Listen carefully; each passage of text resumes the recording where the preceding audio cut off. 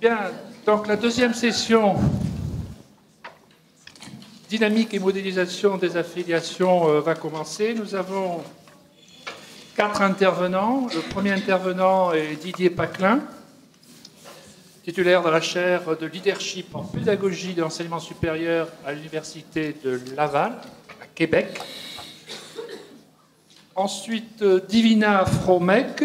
Alors, pardon, Didier Paclin va nous parler des pratiques d'affiliation, organisateur des pratiques d'apprentissage dans les études supérieures. Ensuite, nous donnerons la parole à Divina Fromec, que vous avez eu le plaisir d'entendre ce matin, Université Sorbonne Nouvelle 3. Je dis toujours 8, excusez-moi, Divina, voilà. Alexandre Serre, maître de conférence en sciences, information et communication à Rennes 2. Alors, Divina va nous parler des affiliations numériques. Et, Adèle, vous voyez, je suis pas connecté. Michel. Didier, on fait une seconde prise. Hein. Voilà, c'est moi qui... J'ai 2 heures devant moi. Bien, merci Didier. Alors, Divina interviendra sur les affiliations numériques et le savoir devenir. Alexandre Serre nous parlera des affiliations intellectuelles et la culture numérique autour de la question du modèle. Je répète qu'Alexandre Serre est maître de conférence en SIC à Rennes 2. Et, excusez-moi, Angèle Stalder, qui est inter en sciences, information et communication à l'ESP de Rouen. Elle nous parlera des affiliations autour du document technique au sein d'une communauté de pratique. Bon, vous avez compris qu'il valait mieux que je parle le moins possible. Je vais demander à Didier de prendre la parole le premier. Nous sommes convenus d'un format de 20 minutes et de questions. Didier, merci à toi, merci à tous. Nous t'écoutons. Oui, merci Franck. Bonjour à toutes et à tous. Est-ce que vous m'entendez bien? Très bien. Oui. Parfait. Ok.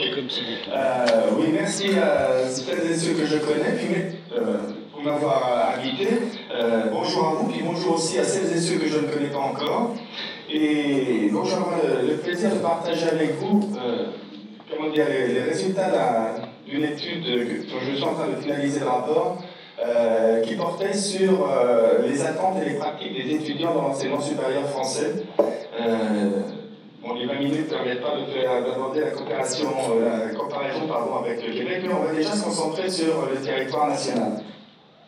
Je vous propose, j'ai un plan assez classique au fond, c'est-à-dire de revenir sur une mise en contexte et la manière dont j'aborderai dans le cadre de cette présentation la notion d'affiliation, de revenir sur rapidement ce qui a été objet d'étude, et puis aborder une notion que j'ai qualifiée ici d'affiliation du dedans et du dehors, pour terminer vers quelques propositions de variables explicatives, tout en sachant que ces travaux comme d'autres ne permettent pas de conclure tant les problématiques d'affiliation au sens générique et plus particulièrement dans un contexte numérique sont difficiles, somme toute, à appréhender dans leur complexité et dans leur plénitude. Alors, vous avez compris que je suis dans un pays où actuellement voici l'état extérieur, température il fait chaud, hein, je peux vous assurer qu'il fait chaud pour cet hiver, et ça ne nous empêche pas aussi à la fois de savourer ces grands espaces et de travailler. De travailler sur quoi?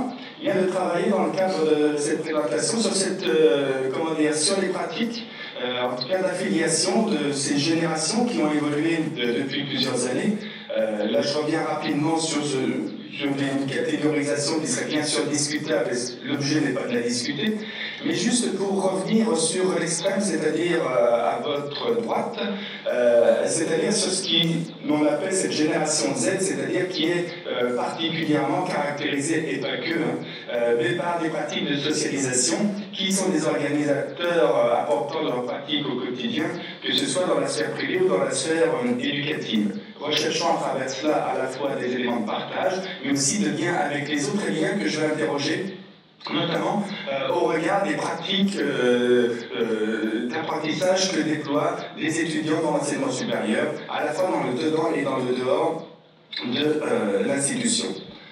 Tout cela, comment dire, ces travaux-là, pour être situés rapidement les choses, en fait, participent de ce mouvement qui cherche à comprendre quelles sont les différentes dimensions qui contribuent à la fois à la réussite et à la persévérance des étudiants, mais aussi à comprendre quelles sont les raisons de l'échec et de l'abandon, avec une centration en ce qui me concerne plus particulière sur je veux dire, ce qui est le métier d'étudiant, sur également comment les expériences pédagogiques contribuent je veux dire, à ce que le métier d'étudiant s'établisse. Et derrière le métier d'étudiant, bien sûr, c'est le processus d'affiliation qu'on peut lire, au sens où l'a définit notamment Coulon.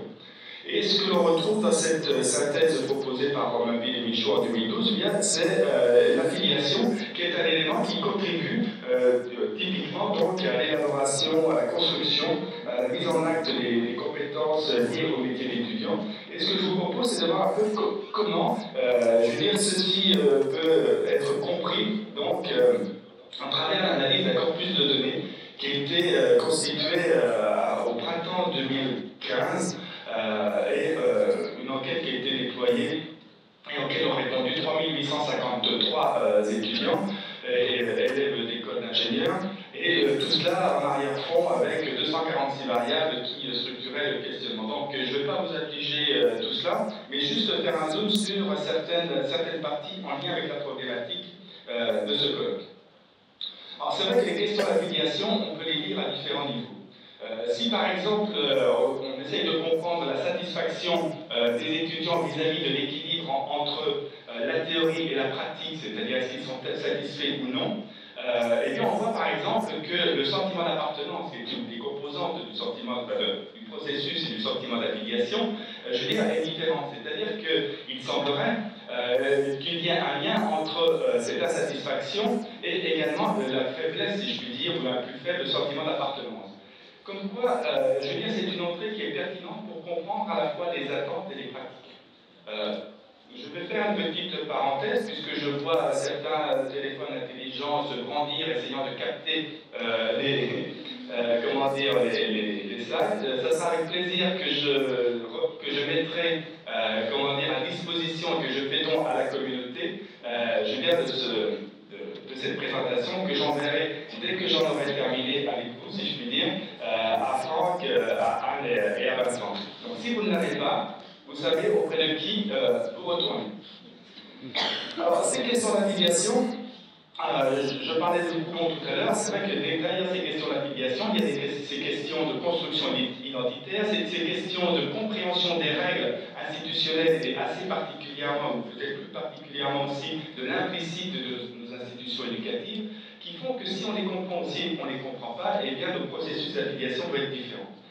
Et ce processus d'affiliation aussi peut être compris au niveau relationnel, c'est-à-dire comme étant cette capacité à entrer en communication, je veux dire, avec les pairs, les enseignants et le personnel non enseignant. Donc ce sont ces dimensions-là sur lesquelles je vais revenir entre autres pour comprendre notamment comment je veux dire, les chaînes d'interaction qui sont mis en place par des étudiants dans l'enseignement supérieur, on va faire un petit zoom bien entendu parce que le sujet est vaste, mais comment je veux dire, les clés d'explication ou d'explicitation de leurs pratiques peuvent se lire à l'aune des dimensions liées à la cohésion, liées à l'identification au groupe.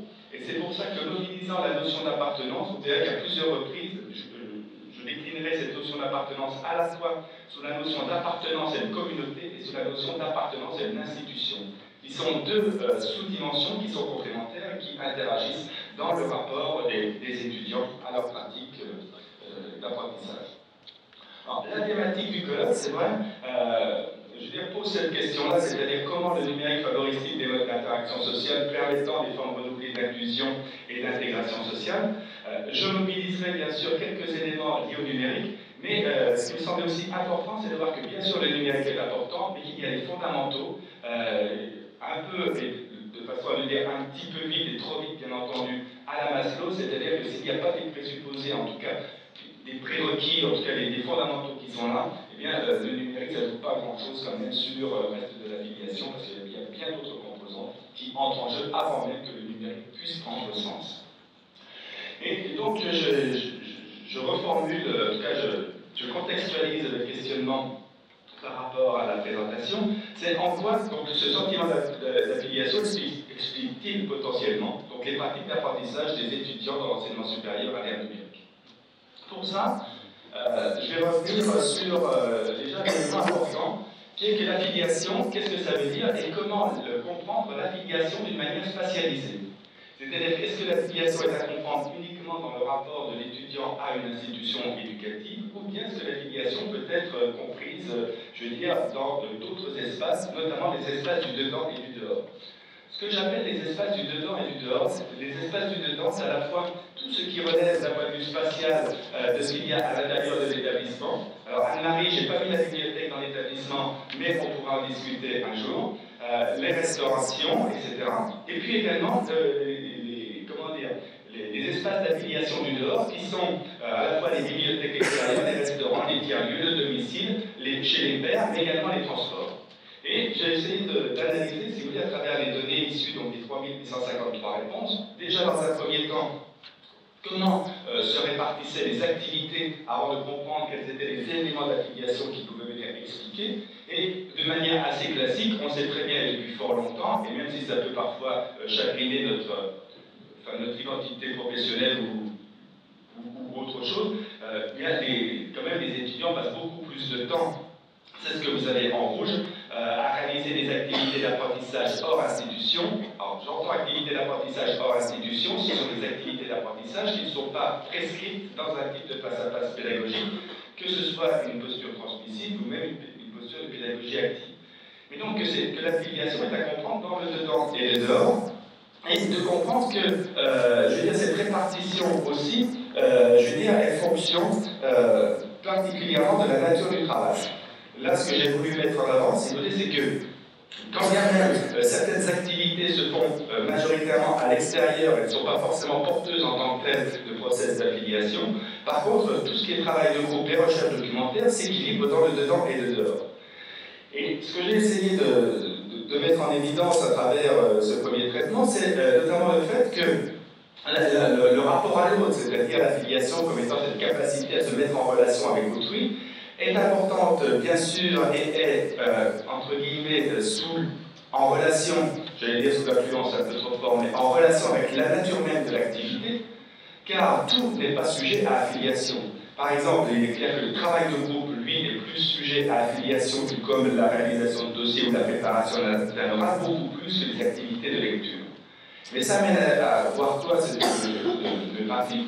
Le fait que cette affiliation aussi elle est spatialisée, et on voit que par exemple, autant la lecture, c'est une activité qui est réalisée au dire des répondants majoritairement à domicile, on voit là qu'il y a une répartition chez l'autre qui est beaucoup plus équilibrée, c'est-à-dire notamment pour le travail de groupe.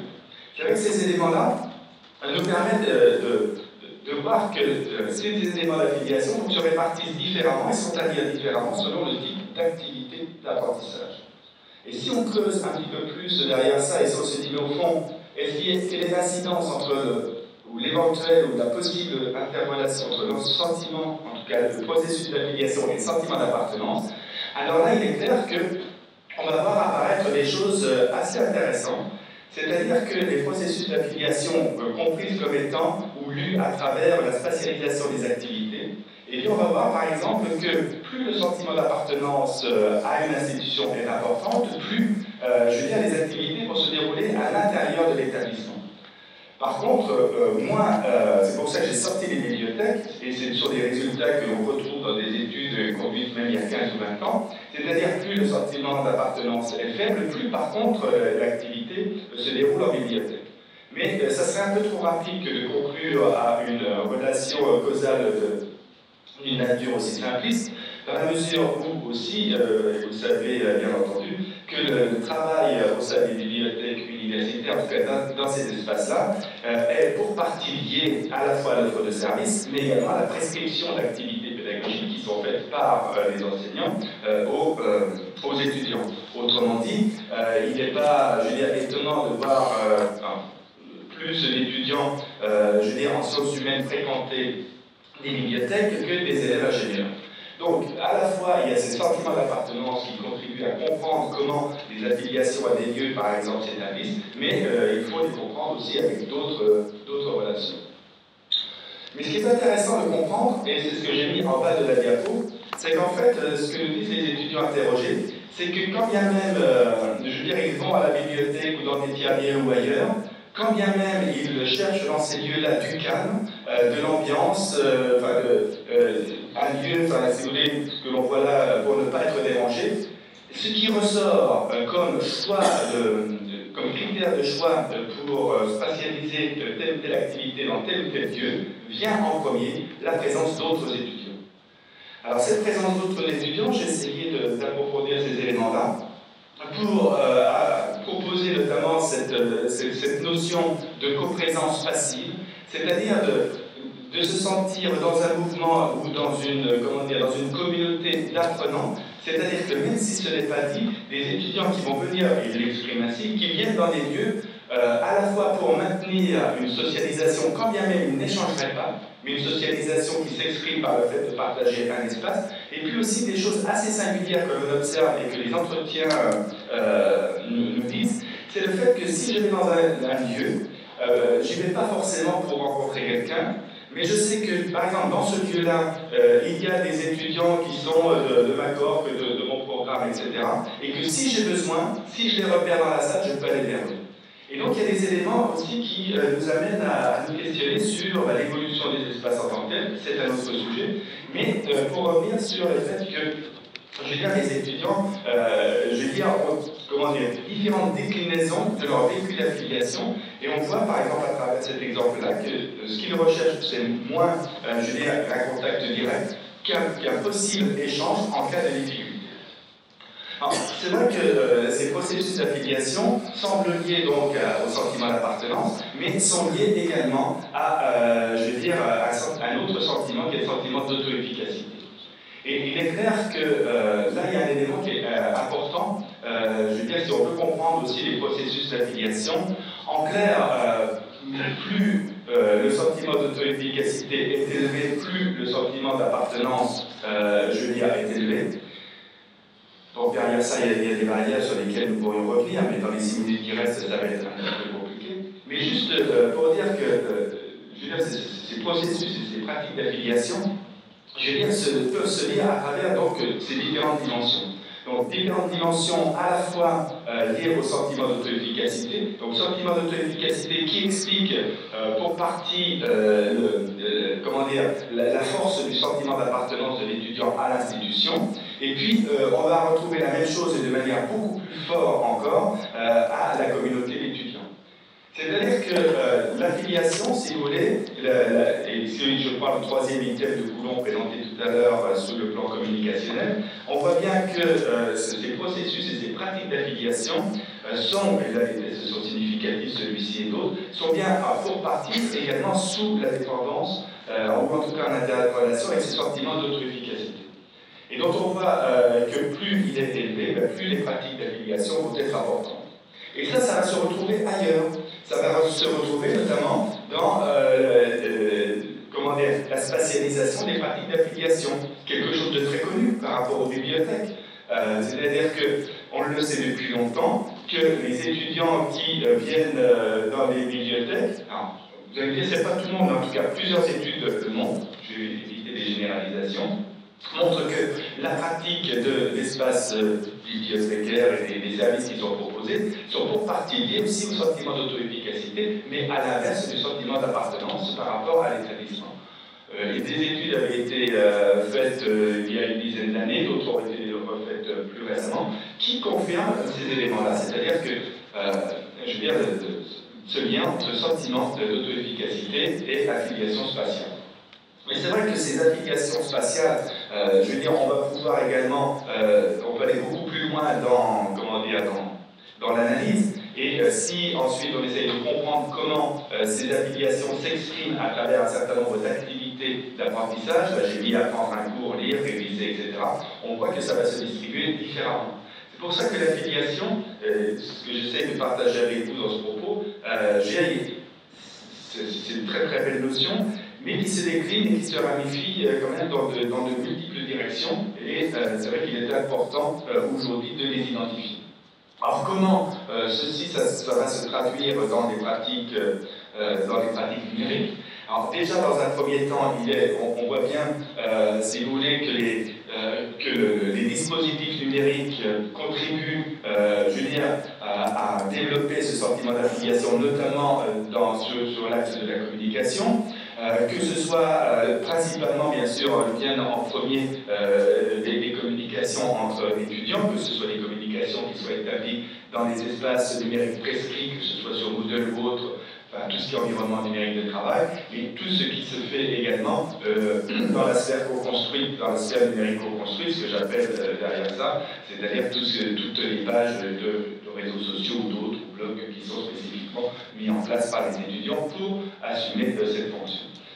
Bien sûr, les étudiants, et puis également, je veux dire, par rapport à l'affiliation communicationnelle avec le personnel administratif, bien que ce soit en une moindre mesure, le numérique contribue aussi à ça. Mais on va retrouver aussi, si vous voulez, comment dire, par rapport à ces pratiques numériques d'affiliation, le même effet du sentiment d'auto-efficacité sur l'importance, la fréquence et la nature même de ce qui est demandé dans ces relations. Donc, je ne vais pas rentrer en détail, juste pour vous pour sensibiliser à cette dimension-là. Alors c'est vrai que là, on a un certain nombre d'éléments que l'on vient de voir par rapport à l'affiliation, le sentiment d'appartenance, le sentiment d'auto-efficacité, mais il y a d'autres éléments qui également contribuent, je veux dire, aux pratiques de socialité, de sociabilité, d'affiliation. Et par exemple, un élément, je vais en citer deux comme ça pour terminer, puisqu'il reste à peu près une minute. Et bien par exemple la taille du foyer. La taille du foyer va avoir une incidence sur les pratiques d'affiliation et sur sur la spatialisation de ces pratiques d'affiliation. Par exemple, on va voir ici, donc, sur la gauche, vous avez la taille du foyer, ensuite vous avez les 7 activités d'apprentissage qui ont été proposées. Et on voit que quelqu'un qui vit seul, donc vivre seul, en gros, c'est, comprenez, c'est vivre dans des chambres type Crous, 9 à 10 mètres carrés. Donc on voit que la distribution des activités se fait dans l'établissement. Mais plus, par contre, lorsque N est à 3, là ce sont des éléments significatifs, je n'ai pas mis les taux, mais ils sont significatifs. Alors on va trouver là, comment dire, plus fortement présent la bibliothèque universitaire. Alors ensuite, bien sûr, il faudra aller plus loin, mais là, ça n'a pas été l'objet de l'étude, pour voir ceux qui ont répondu cela, quelles étaient aussi les offres de services en termes de spatialisation d'activité, je veux dire, au sein des espaces universitaires. Pour conclure, je dirais que ce sentiment d'appartenance, et donc qui contribue à cette dynamique d'affiliation, en fait, elle interreliée avec à la fois des variables personnelles qui sont la confiance en soi, l'image en soi, l'anxiété, la capacité à gérer son anxiété, parce que ce sont deux choses différentes, mais aussi au plaisir à étudier. Comprenez que moins on a de plaisir, moins on a de sentiment d'appartenance, moins on a de sentiment d'appartenance, moins on a de plaisir. Donc il y a quelque chose ici qui peut nous interroger d'un point de vue pédagogique, c'est-à-dire ce sur quoi peut-être pouvons-nous agir pour renforcer aussi, pour participer, contribuer au développement de ce sentiment d'appartenance à ce processus d'affiliation. Sans doute que le numérique a une place et une fonction, ne serait-ce que, je veux dire, la gestion des mails et la rapidité de réponse et la qualité de la réponse des feedbacks, des choses qui sont connues depuis fort longtemps, mais aussi contribue à ce sentiment d'appartenance des transports. Il est clair que ce que relève ce type d'études, c'est qu'il y a, si vous voulez, une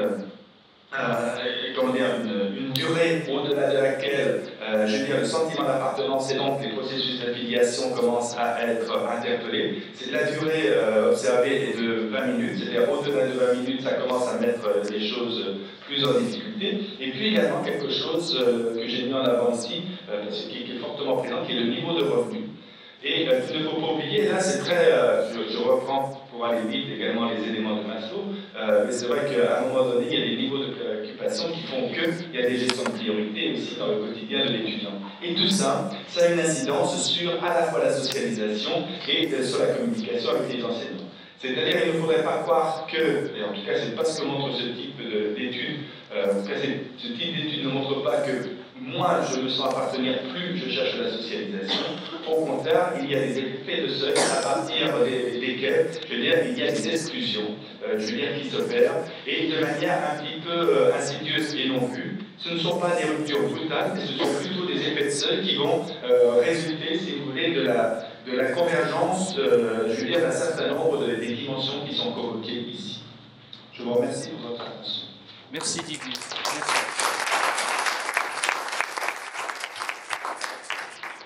Nous allons écouter les 4 interventions à la suite et ensuite nous aurons comme ça un temps pour...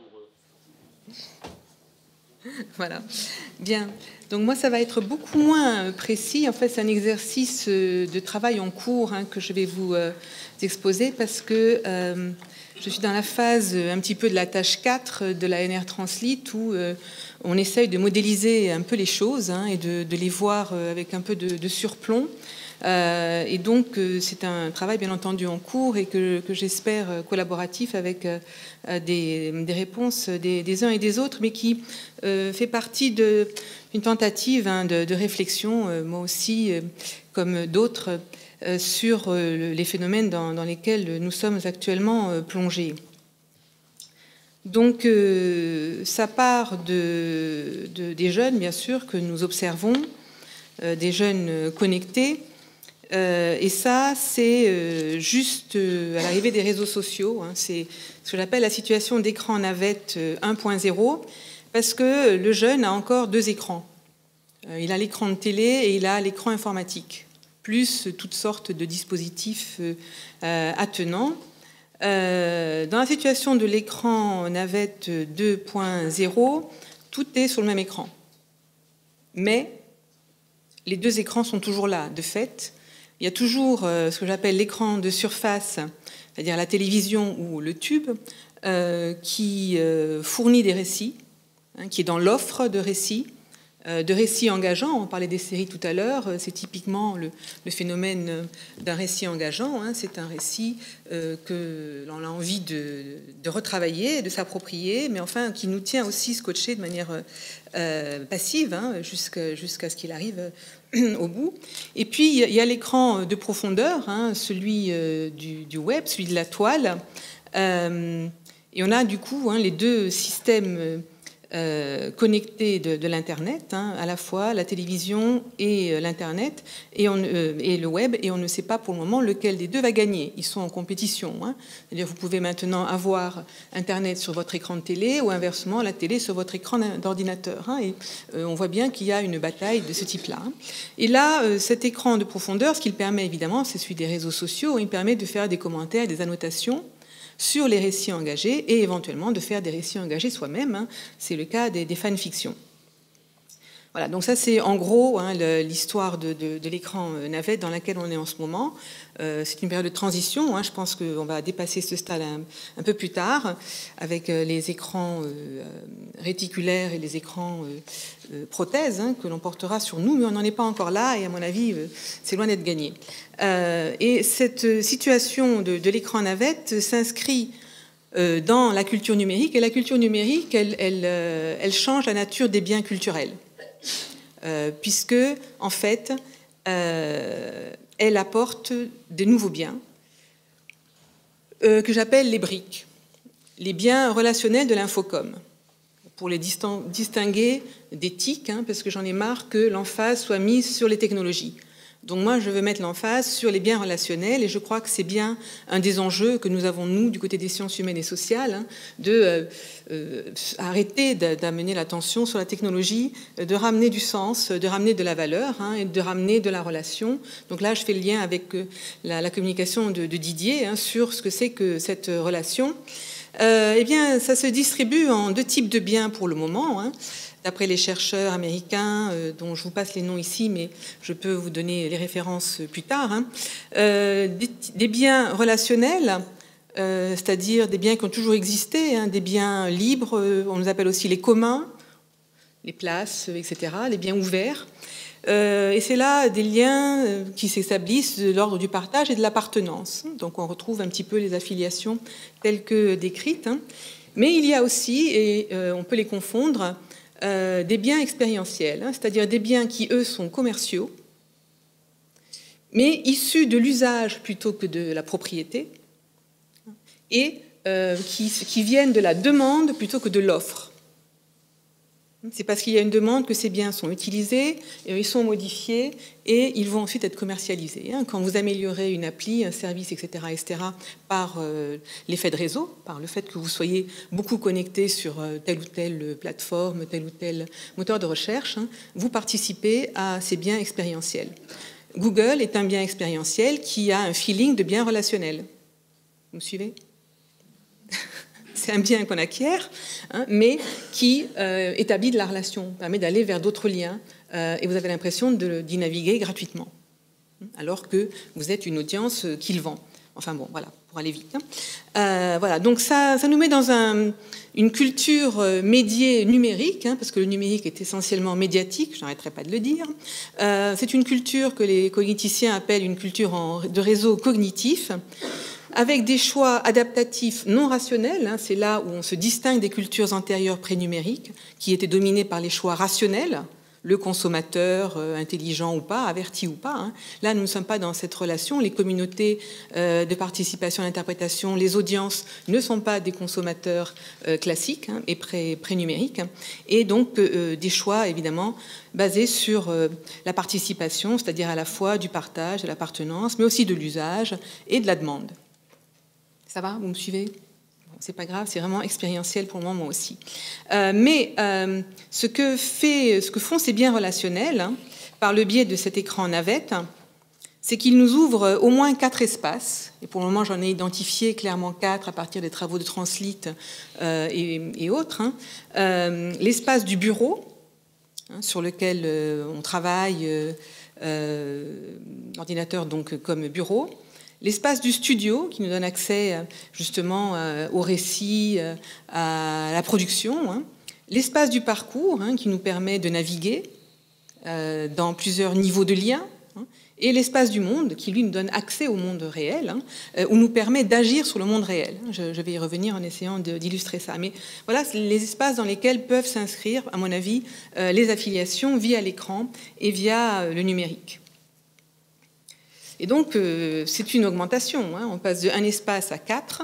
On parle de biens culturels et tout d'un coup, on a des biens relationnels, des biens expérientiels. Le numérique est bien une augmentation. Et il faut la maîtriser, c'est bien le but de la translittératie. Et ça nous amène, dans la réflexion que nous menons tous ici, dont on parlait déjà ce matin avec Vincent qui faisait les rappels, ça nous amène, il me semble, collectivement, et c'est à ça que j'espère on va aboutir à la fin de l'année, à une redéfinition de la translittératie par rapport à ce qu'on s'était donné comme définition de départ. Certainement à la convergence entre les cultures de l'information du côté des médias, de la doc et de la data, mais on le voit apparaître de plus en plus avec les présentations qui ont été faites, non seulement des compétences individuelles, mais de plus en plus des compétences distribuées, qui viennent augmenter la capacité des gens à travailler ensemble, des compétences opératoires, éditoriales et organisationnelles, que j'ai essayé de modéliser comme ça, dans un schéma évidemment qui sera soumis à discussion encore, mais où on voit bien s'installer les sphères qui sont venues, amenées en partie par la tâche 1, mais que je suis en train de retravailler et de remodifier, où on a l'infomédia, l'infodoc, l'infodata, où on voit apparaître à la fois l'idée de projet, de connaissance, mais d'engagement et de valeur. Et puis ces compétences, que je ne sais pas encore très bien où placer, du côté de l'éditorial, organisationnel et l'opératoire. Donc il me semble que l'affiliation travaille dans ces différentes compétences et dans ce répertoire, et là je fais un clin d'œil à Mélanie, ce répertoire qui n'est pas pour moi des compétences malgré ce qu'en dit Jenkins, qui relève et qui reste toujours de l'ordre d'un répertoire de stratégie en ligne, dans lesquels il y a effectivement ce qu'on a dit déjà un petit peu ce matin avec André, du jeu, de la simulation, mais aussi de l'échantillonnage, mais de la navigation, du réseautage, etc. Donc les différents éléments noté par Jenkins, version 2009, soyons clairs. Voilà, donc ce sont ces éléments-là, la translittératie, ce répertoire de stratégie qui me semble permettre une maîtrise de l'augmentation numérique, et qui m'amène ensuite à une réflexion que je mène à titre plus personnel, hein, à poser la question de est-ce que nous ne sommes pas dans un domaine éducatif nouveau pour essayer de rendre compte de cette augmentation numérique. Je m'explique, les domaines éducatifs classiques, si je puis dire, ils sont relativement récents tout de même, hein, s'appuie sur les 4 piliers d'éducation tels que définis dans le rapport Delors de 1996, hein, le rapport Delors qui s'intitule « L'éducation, un trésor est caché dedans ». Et ce rapport, hein, pose 4 piliers, hein, qui sont apprendre à connaître, apprendre à faire, apprendre à vivre et apprendre à être ensemble, c'est ce que j'ai dit, moi, à vivre ensemble, pardon, et apprendre à être. Voilà, donc moi j'y rajoute l'idée de savoir devenir. Hein. Ces 4 piliers ont été transformés en savoir-vivre, savoir-être, savoir-faire, hein, vous le savez, au niveau des compétences. Hein. J'y rajoute l'idée de savoir devenir, et c'est une proposition, pour essayer de rendre compte de cette augmentation, hein, de ces espaces supplémentaires, de cette capacité projective que nous avons, hein, avec l'agir informationnel, hein, et l'agir communicationnel, hein, que nous amènent les cultures de l'info et les briques, hein, les biens relationnels de l'infocom. Je pense que ce savoir devenir, il est appropriable, hein, il est accessible par la translittératie, hein, telle que on l'a montré, on essaie de la montrer au niveau de Translit, hein, Infocom, Infodata, Infodoc, mais sur la base d'une pédagogie qui, elle, n'est pas nécessairement numérique, mais qui est facilitée par le numérique, hein, une pédagogie de type projet engageant, hein, récit engageant, évidemment porté par tout ce que le transmédia peut faciliter. Et donc, ça me ramène à 4 éléments, 4 besoins qui me semblent reliés à l'affiliation, qui me semblent liés à l'appartenance, et qui me semblent caractéristiques de ce que nous observons en ce moment. Donc pareil, je vous les propose. Ils sortent de recherches que j'ai fait antérieurement à Translit, hein, au niveau de mes enseignants dans le master EGEM, donc dans le supérieur, mais qui me semblent pertinents et en tout cas transférables sur l'ensemble de la chaîne éducative. Et là aussi, je pense qu'il y a des recoupements avec ce qui a été dit aujourd'hui par plusieurs personnes. Ces 4 éléments sont l'actualisation, la réorientation des choix, la modélisation ludique et l'engagement civique. L'actualisation, ça veut dire quoi ? Ça renvoie à Maslow, ça renvoie à tous les éléments sur la motivation, sur l'estime de soi, etc. L'idée que les cultures numériques, les cultures de l'information en tout cas, nous permettent constamment de nous mettre à jour. Hein. C'est le petit bouton actualisé, hein, que l'on trouve dans beaucoup de sites, hein, beaucoup de lieux du numérique. Hein. La réorientation des choix, ça vient aussi de certaines lectures, notamment d'Allemand, qui travaillent sur le fait que les gens soient extrêmement présents en ligne, hein, notamment du côté des pro-âmes, et pas seulement des fans, pour y exprimer ce qu'ils n'arrivent pas à faire dans la vie réelle, c'est-à-dire à la fois leur désir d'avenir ou leur désir de retour sur le passé pour montrer d'autres capacités, d'autres compétences, d'autres possibilités de choix. Hein. Et donc les cultures du numérique permettant une réorientation des choix et des affiliations. L'élément de la modélisation ludique parle un peu de lui-même, hein, c'est le jeu, mais pas le jeu juste pour jouer dans le sens gratuit, hein, le jeu comme permettant, sans prendre de risques, de tester des choses, d'imiter, de simuler.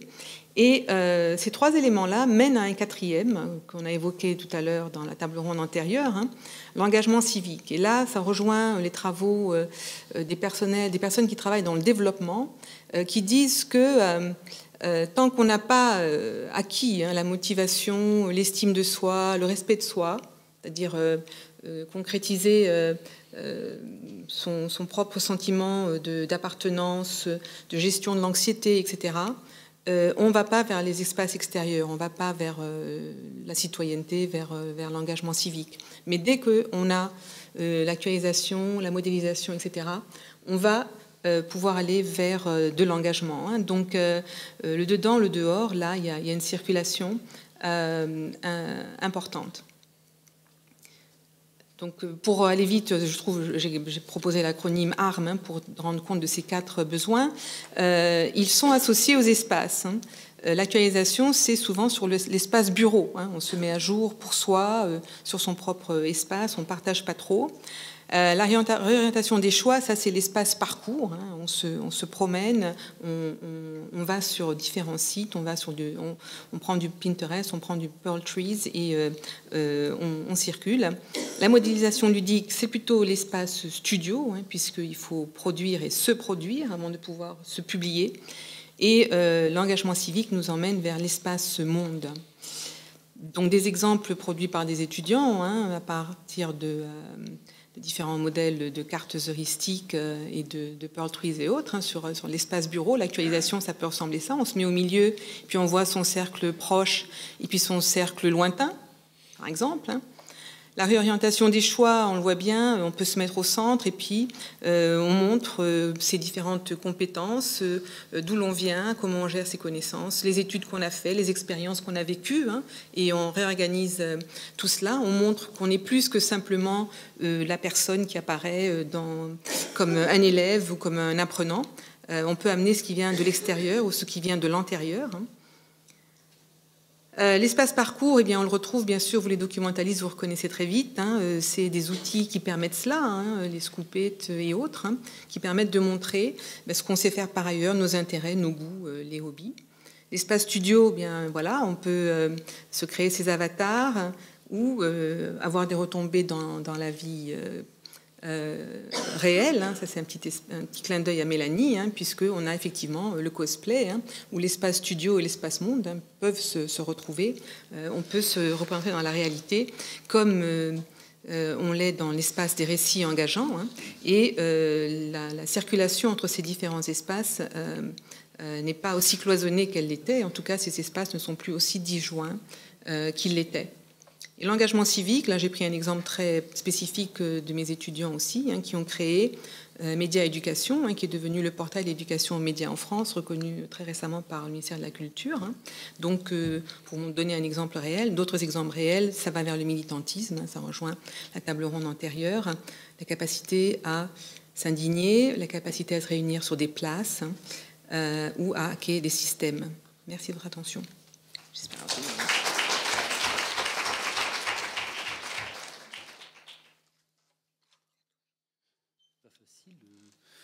de passer tout de suite après Dizina. Je vais revenir à un questionnement théorique un petit peu. Bon, je remercie d'abord Anne et Vincent pour leur invitation à ce colloque. Et quand j'avais été invité, j'avais été un petit peu surpris parce que d'abord, je ne suis pas du tout spécialiste de la question de la notion d'affiliation intellectuelle et de la notion d'affiliation tout court. Et bon, comme j'avais un peu carte blanche, je me suis dit, bon, eh bien, j'allais explorer un peu la notion et puis voir un peu ce qu'il y avait derrière cette notion, voir un peu toutes les facettes qui ont déjà été en partie vues. D'ailleurs, donc ça va me permettre d'aller peut-être plus vite sur certains points, sur cette notion d'affiliation. Et puis, j'avoue que j'avais un problème avec le titre du colloque. Enfin, une partie du titre du colloque. La notion, et avec la notion qui est utilisée depuis ce matin d'affiliation numérique. J'avoue que ça me pose question parce que je comprends pas bien ce que ça signifie l'affiliation numérique. Et donc je voudrais faire part de ces questionnements, de ces interrogations, bon, pour voir, bon, est-ce qu'on peut voilà, mal nommer les choses, c'est ajouter à la misère du monde, comme disait Camus. Bon, je pense que c'est important aussi de définir les notions, de définir les notions percolent, comme ça elles circulent. Est-ce que la notion d'affiliation peut être appliquée comme ça, telle qu'elle, peut être accolée à l'adjectif numérique? J'ai des doutes là-dessus, donc je voulais les exprimer.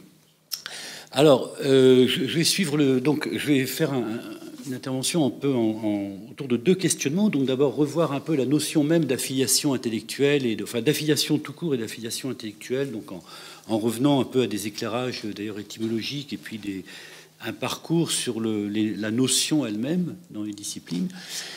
Reposer aussi une question qui a été abordée en filigrane depuis ce matin, c'est quelle différence on fait entre affiliation et appropriation. Parce que j'avoue, pour moi, c'est pas clair non plus. Hein. Je ne sais pas si ça l'est pour vous, mais je voudrais repartir un peu de cette question-là, de vocabulaire. Bon.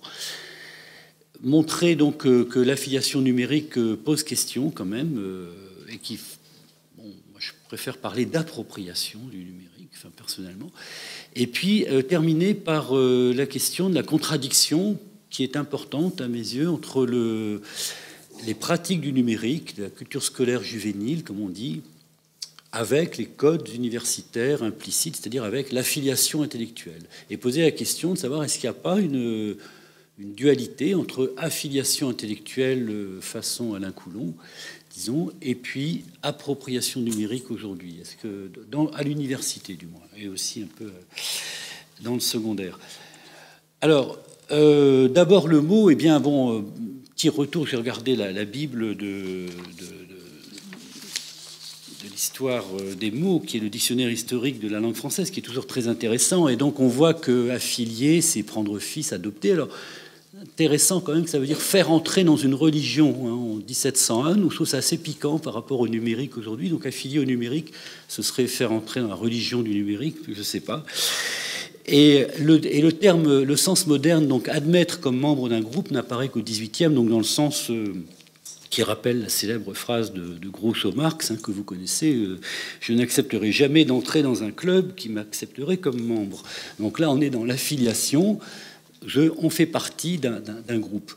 Et affiliation a la même évolution que affilié, si on passe de l'adoption à l'action d'affilier.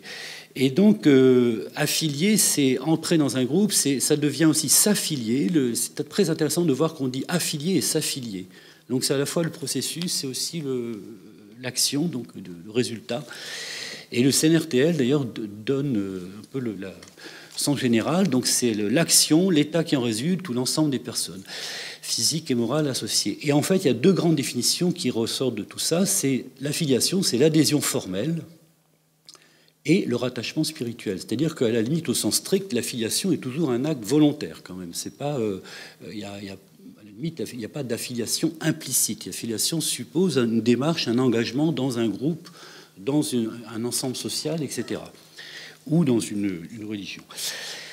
Alors, la notion, on va voir aussi qu'il y a beaucoup d'approches de la notion d'affiliation selon les disciplines, selon les auteurs. Bon, je ne suis pas du tout spécialiste de la question, mais j'ai essayé d'explorer un peu la littérature sur la notion, et j'ai vu, bon, je me suis centré sur trois disciplines surtout, hein, la sociologie et notamment l'ethnométhodologie et les SIC. Alors, en sociologie, d'après notamment Hélène Bézille, qui a fait un très bon travail de recensement justement de la notion dans ses acceptions disciplinaires. Elle explique ça. Donc la sociologie parle d'affiliation dans le sens un peu traditionnel, de rattachement d'un individu à un groupe ou une unité plus vaste. Et Franck Dorso met l'accent sur une tension de façon très intéressante, sur une tension entre ce qu'il appelle la différenciation, comment l'individu va se constituer, va s'individuer, et l'affiliation. Et je reviendrai là-dessus sur la question de l'affiliation numérique. En ethnométhodologie, on trouve le nom effectivement d'Augien, et qui met l'accent sur plusieurs choses. Donc l'inscription dans des liens sociaux primaires, l'appropriation de codes implicites, effectivement, là on est un peu dans cette idée d'intégration, d'incorporation de codes, d'opérations de raisonnement pratique. Donc l'affiliation est vraiment une procédure sociale. Et en SIC, on trouve bien sûr Alain Coulon, qui a été cité abondamment depuis ce matin, mais qui mettait l'accent notamment alors sur l'appropriation donc des allants de soi du monde universitaire, comme on dit, mais également sur la catégorisation intellectuelle. Ce n'était pas seulement les allants de soi sociaux. Hein. L'affiliation intellectuelle au sens d'Alain Coulon, c'est l'intégration des catégories intellectuelles du monde académique. Donc ça a une dimension cognitive intellectuelle très très forte, hein, dans les travaux d'Alain Coulon que j'ai relus du coup pour l'occasion. Alors, ce modèle, il a été extrêmement pertinent, il a été pionnier quand même dans les années 80-90, et on s'y réfère tous, et c'est pas un hasard quand même aujourd'hui. Il a aussi ses limites, qui ont été montrés par notamment Patrick Rayou, un autre auteur, qui pointe le fait que l'affiliation intellectuelle, ça présuppose qu'il y a un modèle académique stable auquel on va s'affilier. C'est-à-dire que l'étudiant, il fait son métier d'étudiant parce qu'il va se reconnaître dans un modèle académique, des normes, des codes, etc., à la fois sociaux, intellectuels, mais qui sont stables. Or, le moins qu'on puisse dire, c'est que ce modèle académique, il n'est pas très stable actuellement, il a beaucoup évolué, et il est notamment pas mal chahuté par le numérique, justement. Donc la question qui se pose, qui est une question théorique, j'en reconnais bien, c'est est-ce que l'affiliation intellectuelle, académique, dans le sens d'Alain Coulon, quelle est sa pertinence aujourd'hui, alors que est-ce qu'il y a vraiment un modèle académique encore auquel on va s'affilier avec la crise des savoirs, etc. Alors sur la différence entre affiliation et appropriation, est-ce que c'est vraiment des termes synonymes, complètement interchangeables? Est-ce qu'on peut utiliser l'un pour l'autre? C'est vrai que c'est des termes très proches. Bon, il y a une dimension processuelle entre les deux, il y a une dimension individuelle, il y a l'importance de l'activité du sujet, etc. Moi, je vois des différences très importantes quand même. Pour moi, l'appropriation, et là, c'est vraiment une lecture personnelle qui est tout à fait critiquable, et peut-être, je ne suis pas du tout spécialiste de la question, mais il me semble, après ce que j'ai compris, que quand on parle d'appropriation, c'est d'abord l'individu qui contient une dimension vraiment individuelle, et que l'appropriation, c'est une relation entre l'individu et un dispositif socio-technique. On va s'approprier quelque chose, une procédure, par l'apprentissage notamment. Et c'est un processus un peu unidirectionnel qui va du dispositif vers l'individu. Je veux dire qu'il n'y a pas de... Enfin, ou de l'individu plutôt vers le dispositif. Et l'appropriation n'implique pas forcément l'affiliation. C'est-à-dire qu'on peut...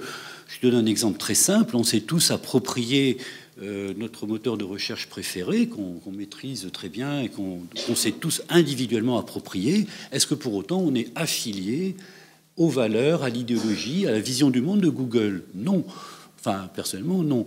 Donc, je veux dire qu'il y a une différence quand même entre l'appropriation d'un dispositif et l'affiliation, c'est-à-dire la reconnaissance de normes, de codes, etc. Donc, c'est le problème, c'est qu'il n'y a pas de modèle préexistant dans l'appropriation. Dans l'affiliation, la dimension, elle est individuelle, mais aussi sociale. On s'affilie à un groupe, on est adopté, on adopte le groupe et on est adopté par le groupe, dans des communautés, etc. Et donc, on est vraiment dans une interaction individu-milieu social. Le processus est bidirectionnel, on s'affilie et on est affilié. L'affiliation implique effectivement l'appropriation. On ne peut pas s'affilier si on ne sait pas approprier les codes, les procédures, etc. Mais ça présuppose, à mes yeux, qu'il y ait un modèle dominant, qu'il y a quelque chose dans lequel on va se reconnaître.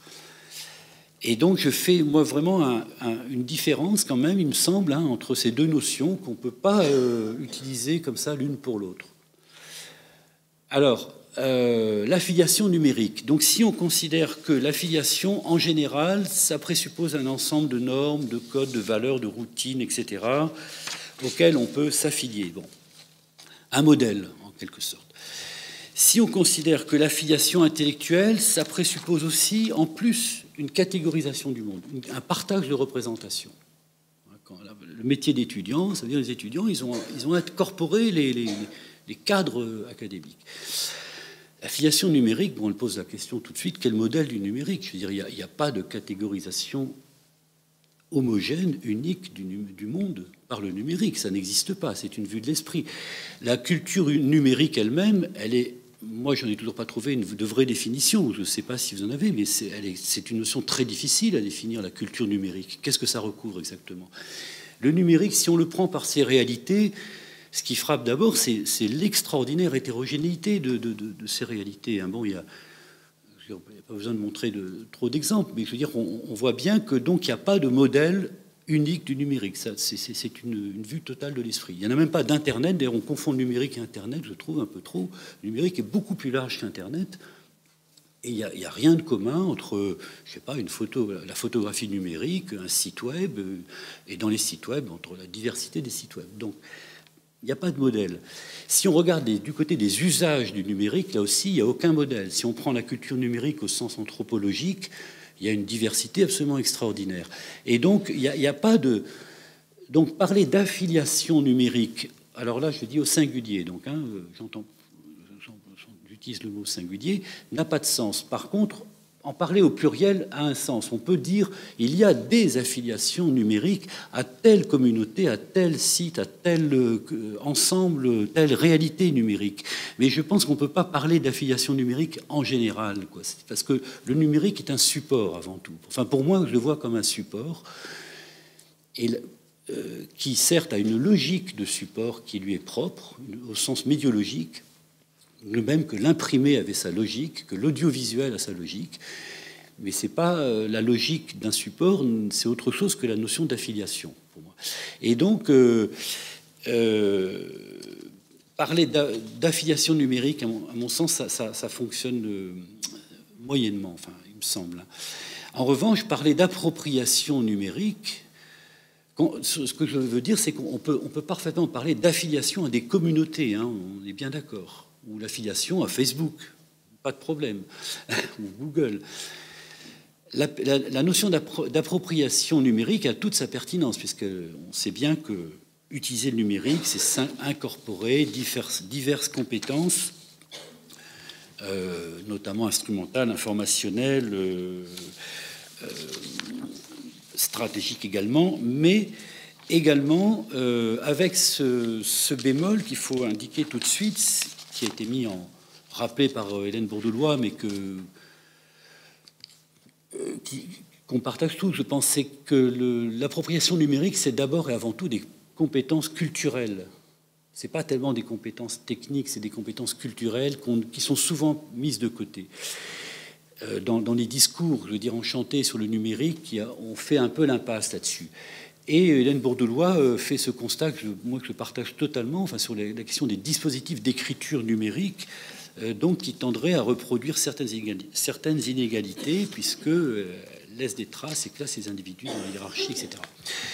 C'est-à-dire que le numérique, en tant que dispositif d'écriture, ce qu'il est fondamentalement d'ailleurs, est un facteur d'aggravation des inégalités culturelles, puisqu'il va favoriser les gens déjà lettrés, des gens qui ont déjà un habitus culturel important. Et donc, je pense que ça, c'est c'est un peu une autre question, mais qui est tout à fait essentielle. Alors, j'avance. Les usages du numérique versus code scolaire et universitaire. Bon, alors là, le constat n'est pas nouveau, hein. Les contradictions entre la culture numérique des jeunes et la culture scolaire, académique, etc., ça a été montré par plein d'auteurs. Hein, on peut citer Christiane Diony, Laure Endrizi, et puis notamment Florian Dauphin, qui avait fait dans un texte, donc j'ai les références, je sais quelque part, donc qui avait fait ce tableau que j'avais trouvé très intéressant, un tableau synthétique qui montre bien parce que lui il parle même de l'antagonisme entre les pratiques scolaires et extrascolaires. Bon, il n'y a rien de nouveau, c'est des choses qu'on connaît tous ici, sur lesquelles beaucoup de gens ont travaillé déjà, donc je ne vais pas commenter le tableau. Simplement, ce petit tableau nous invite à reformuler ma question initiale, c'est-à-dire si on dit d'un côté, il y a l'affiliation scolaire, l'affiliation intellectuelle au sens d'Alain Coulon, et ici, disons, l'affiliation par le numérique, avec le numérique. Qu'est-ce qui permettrait de les faire converger? Qu'est-ce qui permettrait de parler d'affiliation intellectuelle par le numérique, c'est-à-dire de réconcilier un peu ces deux types d'affiliation et d'appropriation? Et ça, c'est une question ouverte qui n'est pas simple du tout. Alors certes, il y a beaucoup d'intégration d'usage du numérique à l'université. Il y a une forme d'académisation des usages numériques, mais on est encore très très loin. Je veux dire, il y a encore un grand écart entre les pratiques numériques spontanées des étudiants que vous connaissez et puis les pratiques intellectuelles classiques. Et donc, il y a toujours, à mon avis, enfin, il y a ce hiatus, il y a un hiatus persistant entre ces deux modes, donc affiliation intellectuelle et appropriation numérique. Pourquoi? Parce que, et là ça fait revenir justement à Dorso qui parle de la contradiction entre affiliation et différenciation. Et Dorso pointe quelque chose de très juste, il me semble. L'affiliation, c'est l'intégration de normes sociales, c'est l'adoption par un groupe dominant, enfin dominant, qui représente des normes dominantes. Et ce qui est un facteur très puissant d'intégration d'intégration sociale. On s'affilie par la reconnaissance des normes. Et Dorso pointe au contraire, à l'opposé de ce processus d'affiliation qu'il qualifie de normative, il pointe la différenciation, c'est-à-dire la transgression des normes. L'individu se construit aussi par transgression, par remise en cause des normes sociales, etc. Et donc la question, si on fait l'hypothèse que la culture numérique juvénile spontanée, des usages spontanés des jeunes sur Snapchat, Facebook et autres, etc., sont quand même du côté de la transgression par rapport aux normes intellectuelles, à l'affiliation intellectuelle habituelle, eh bien, il y aura toujours un hiatus assez fort entre culture numérique spontanée et affiliation intellectuelle académique. Et donc, on est face à un vrai défi de réunir, de combiner, de faire converger ces deux modes d'appropriation, d'affiliation. Alors, dernière d'apo, pour ne pas conclure, il y a deux voies de convergence moi, qui me semblent intéressantes. D'une part, faire converger les codes académiques et les usages numériques, c'est-à-dire faire un double mouvement, à la fois numériser l'affiliation intellectuelle, c'est-à-dire intégrer beaucoup plus qu'on ne le fait aujourd'hui les usages du numérique dans les codes académiques. Et là, par exemple, il y aurait tout un travail de formation absolument massif à faire à l'université pour développer l'art de la citation, parce que l'affiliation intellectuelle, c'est à l'université, c'est entre autres maîtriser l'art de la citation, ce qu'on appelle l'art de la citation. Et c'est former, par exemple, massivement les étudiants à l'usage des outils de gestion de références bibliographiques, des choses comme ça, c'est-à-dire numériser, intégrer le numérique dans les méthodologies de travail intellectuel qui sont très anciennes. Utiliser les cartes heuristiques pour la prise de notes, etc. C'est en train d'être fait, mais c'est très loin. On est loin. Enfin, il y a vraiment énormément de chemin à parcourir. Et puis, académiser les usages du numérique, c'est-à-dire, à l'inverse, développer des usages scientifiques, académiques, de recherche, des réseaux sociaux, de Twitter, etc. Ce qui se fait aussi, mais pas encore suffisamment. Il y a un hiatus très net, y compris dans les représentations. Quand vous parlez de Twitter, d'un usage scientifique de Twitter à beaucoup de doctorants, ils ouvrent des grands yeux, ils disent « Mais non, Twitter, c'est pas pour nous, c'est pour les ados ou pour les vedettes, etc. » Non, Twitter est aussi un outil académique. Donc il y a à faire ces deux mouvements, numériser l'affiliation intellectuelle, académiser les usages du numérique. Et puis la deuxième voie, c'est poser la question, travailler à une culture numérique au sens transmissif du terme, c'est-à-dire faire un vrai corpus de savoir scientifiquement validé, didactiquement pertinent, etc., qui puisse être enseigné. C'est-à-dire que le numérique ne soit pas seulement des usages spontanés, mais que ce soit aussi des savoirs, des notions, des savoir-faire qui peuvent faire l'objet d'un enseignement. Dans la veine de ce que fait déjà Hervé Le Cronier à Caen et qui est absolument remarquable. C'est-à-dire faire de la culture numérique une nouvelle culture en lien d'ailleurs avec les autres cultures de l'information. Et donc développer une véritable littératie numérique. Et là-dessus, je cite Laure Endrizi qui disait cette phrase que je trouve très juste: la littératie numérique n'est pas un prérequis, c'est un objectif à atteindre. Voilà, je ne sais pas, Franck, si j'ai dépassé. Non, ça va? Bon, merci.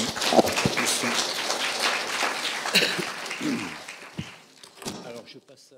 Je vais reprendre la phrase d'Alexandre. C'est dur de passer après Alexandre Serres, qui est passé après Divina Fromey, qui est passé après Didier Paclin. Mais bon, voilà, c'est comme ça.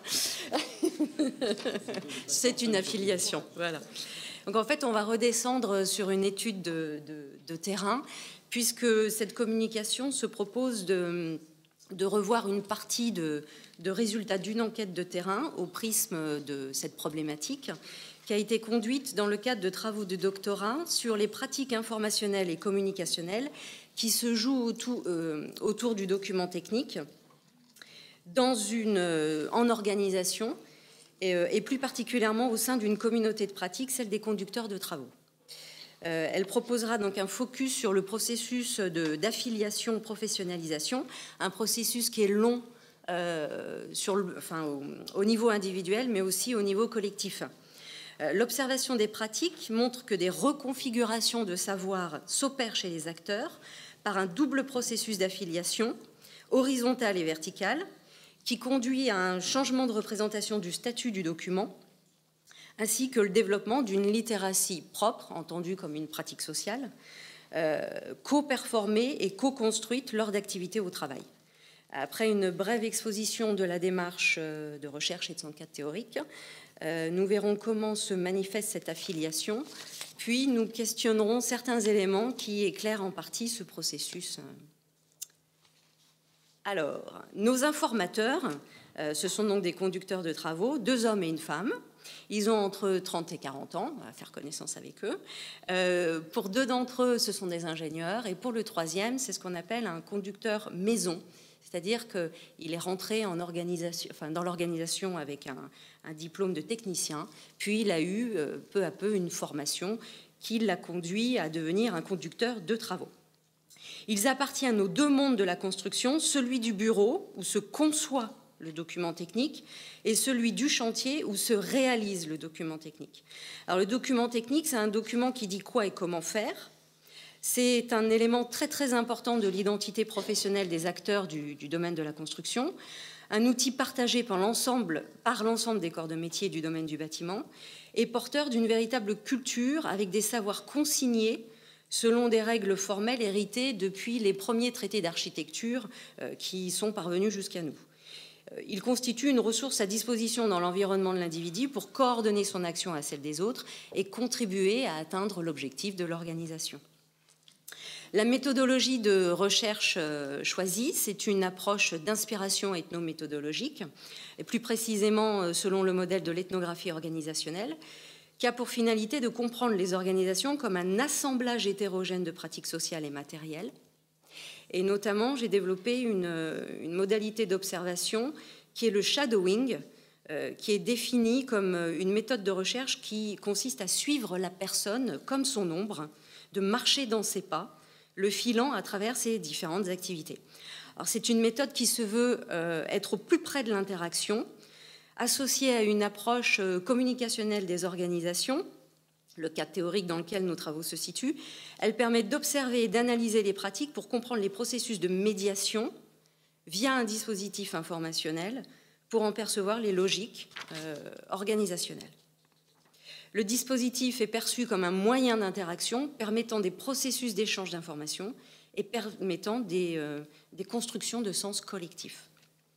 L'organisation est alors considérée comme un lieu de l'action collective, organisée, où les activités informationnelles et communicationnelles ont un rôle central, notamment dans le passage entre l'agir individuel et l'agir collectif. Donc, les observations dévoilent une littératie développée en situation, propre au document technique, au travers de nombreuses interactions langagières, gestuelles et artefactuelles, notamment lors du processus d'éditorialisation qui a été décrit par Brigitte Guyot, qui désigne une phase durant laquelle un document initial produit au sein de l'organisation sort d'une localité, en l'occurrence celle du bureau, pour entrer dans une autre localité, pour nous celle du chantier, afin de constituer un document appropriable par tous les acteurs pour qu'ils s'engagent dans l'action. Alors là, vous avez un exemple d'une phase intermédiaire de document technique. Donc c'est par une succession de réécritures négociées que va être conférée au document nouvellement stabilisé sa nature d'artefact pour l'action. Par exemple, les informateurs reformulent des plans avec un vocabulaire hybride entre celui du chantier et celui du bureau. Et ces pratiques d'écriture sont autant textuelles que visuelles, puisque le recours au dessin dans le domaine du bâtiment est une solution très souvent adoptée pour les informateurs pour tomber d'accord. L'une de nos informatrices déclare « Un document technique ne peut se concevoir sans recours au dessin, au schéma. C'est quand même la base de notre métier. » Alors, forme, contenu et pratique sociale liées, c'est ainsi que nous pouvons qualifier le document technique comme un genre de document, c'est-à-dire une structure d'information associée à des pratiques de travail que partagent des acteurs dans l'organisation. Et sa dimension sociale est essentielle. Il émerge au sein de communautés comme un dispositif rhétorique qui structure la communication. Le genre apparaît alors comme une grille d'analyse des communautés de travail. Il a une valeur heuristique qui permet la découverte de sens pour le destinataire qualifié d'interprète. L'interprète passe par une idée générique pour aller au sens du texte. Il la révise ou non au cours de l'interprétation. Alors, les moments d'éditorialisation observés sont des espaces d'argumentation et de négociation au cours desquels il y a une construction collective de sens, où des connaissances sont mobilisées, où différentes alternatives sont examinées, débattues, sélectionnées. Le fait technique qui se produit, alors, est le résultat d'une succession de traductions des informateurs ou de transformations opérées par tous les acteurs. Et c'est pendant ces traductions que l'affiliation se produit. Alors cette affiliation, elle est visible notamment par l'incorporation du genre document technique. Alors l'exemple que vous avez sous les yeux, c'est un écrit produit en situation de travail par l'un de nos informateurs. Il est sur le chantier, il constate l'avancée des travaux, il note les points qui sont à modifier, qui sont à revoir, en vue d'un compte-rendu qui, lui, sera formalisé d'une façon complètement différente. Mais en fait, là, ce qui est intéressant, c'est de voir que c'est un écrit qui est produit pour soi, qui n'a donc pas vocation à être diffusé tel quel. Or, l'inscription de l'information se fait à la façon de. Le contenu est séquentiellement structuré. Il y a une présence d'unités informationnelles textuelles, d'unités d'information visuelle. Et cet écrit témoigne d'un choix individuel, d'une inscription et d'une structuration de l'information selon des codes qui ont été naturalisés par l'acteur et qui montrent l'acquisition d'une praticalité des règles intellectuelles propres au domaine du bâtiment qui sont contenues dans le document technique. Alors, un effet de l'affiliation, c'est donc la praticalité du document technique qui s'acquiert au sein de l'organisation. Alors, le rôle de l'organisation comme lieu d'une affiliation intellectuelle peut se voir chez de tout jeunes apprenants. J'ai conduit une enquête avec d'autres collègues en 2010 auprès de 37 classes de différents niveaux, allant du CAP au BTS, et qui montrait une perception très différente du document technique selon l'expérience du document en organisation qu'avaient ces apprenants, donc en formation initiale. Il apparaît qu'un tout jeune apprenant a une vision du dispositif principalement réduite à sa dimension procédurale, c'est la norme qui dit comment il faut faire, et avec un passage en organisation, le caractère contraignant de ce dispositif disparaît pour laisser place à son caractère de coordination de l'action. L'acteur élève, au cours de ces périodes de formation en organisation, a été confronté à des pratiques nouvelles du document technique. Alors, cette pratique du document technique en organisation amène le conducteur de travaux à reconsidérer lui aussi le statut du document dans l'exercice de son métier. Perçu comme normatif et prescriptif à son tout début de sa carrière, il perd son caractère contraignant avec l'expérience pour laisser place avant tout à son caractère de coordination et avec une dimension communicationnelle très très forte. Les conducteurs de travaux se déclarent plus experts dans cet usage, dans cette pratique du document technique. Quand on leur demande comment ils ont gagné cette expertise, ils disent que c'est l'apprentissage informel entre pairs. Donc l'un de nos informateurs, que j'ai appelé André, évoque avec un grand plaisir un ancien, ce sont ces termes, qu'il a côtoyé dans une précédente entreprise du bâtiment. C'est à ses côtés qu'il a le sentiment d'avoir appris. Donc c'est ce que nous avons appelé une affiliation horizontale. Un point déterminant de ce changement de perception du statut du document technique dans notre communauté de conducteurs de travaux, c'est la prise en considération des réactions multiples des compagnons lors du recours aux documents techniques sur le chantier et notamment lors de problèmes qui adviennent avec l'utilisation d'un document technique. Donc je cite, « Des fois, je n'ai pas une réaction. Là, je me dis, c'est pas possible. D'habitude, tous, ils parlent, ils commentent, ils se cherchent des excuses. C'est que là, ils n'ont pas compris que ça ne va pas être bon. Alors, je leur fais répéter pour être sûr. Et de préciser, ça peut changer d'un chantier à un autre, mais en général, on retrouve toujours la même chose. » Donc ainsi, à cette première affiliation horizontale entre pairs, on peut en rajouter une seconde, confirmée donc par des observations in vivo, que nous nommerons une affiliation verticale. Un conducteur de travaux à qui nous avons demandé ce qui lui semblait le plus grand changement dans sa pratique, je vais citer ces termes, entre sa formation initiale et sa pratique en organisation, dit « c'est la compréhension de sa symbolique, à quoi il ajoute « ça, je ne l'ai jamais vu à l'école, c'est en regardant les réactions des compagnons que je l'ai compris ».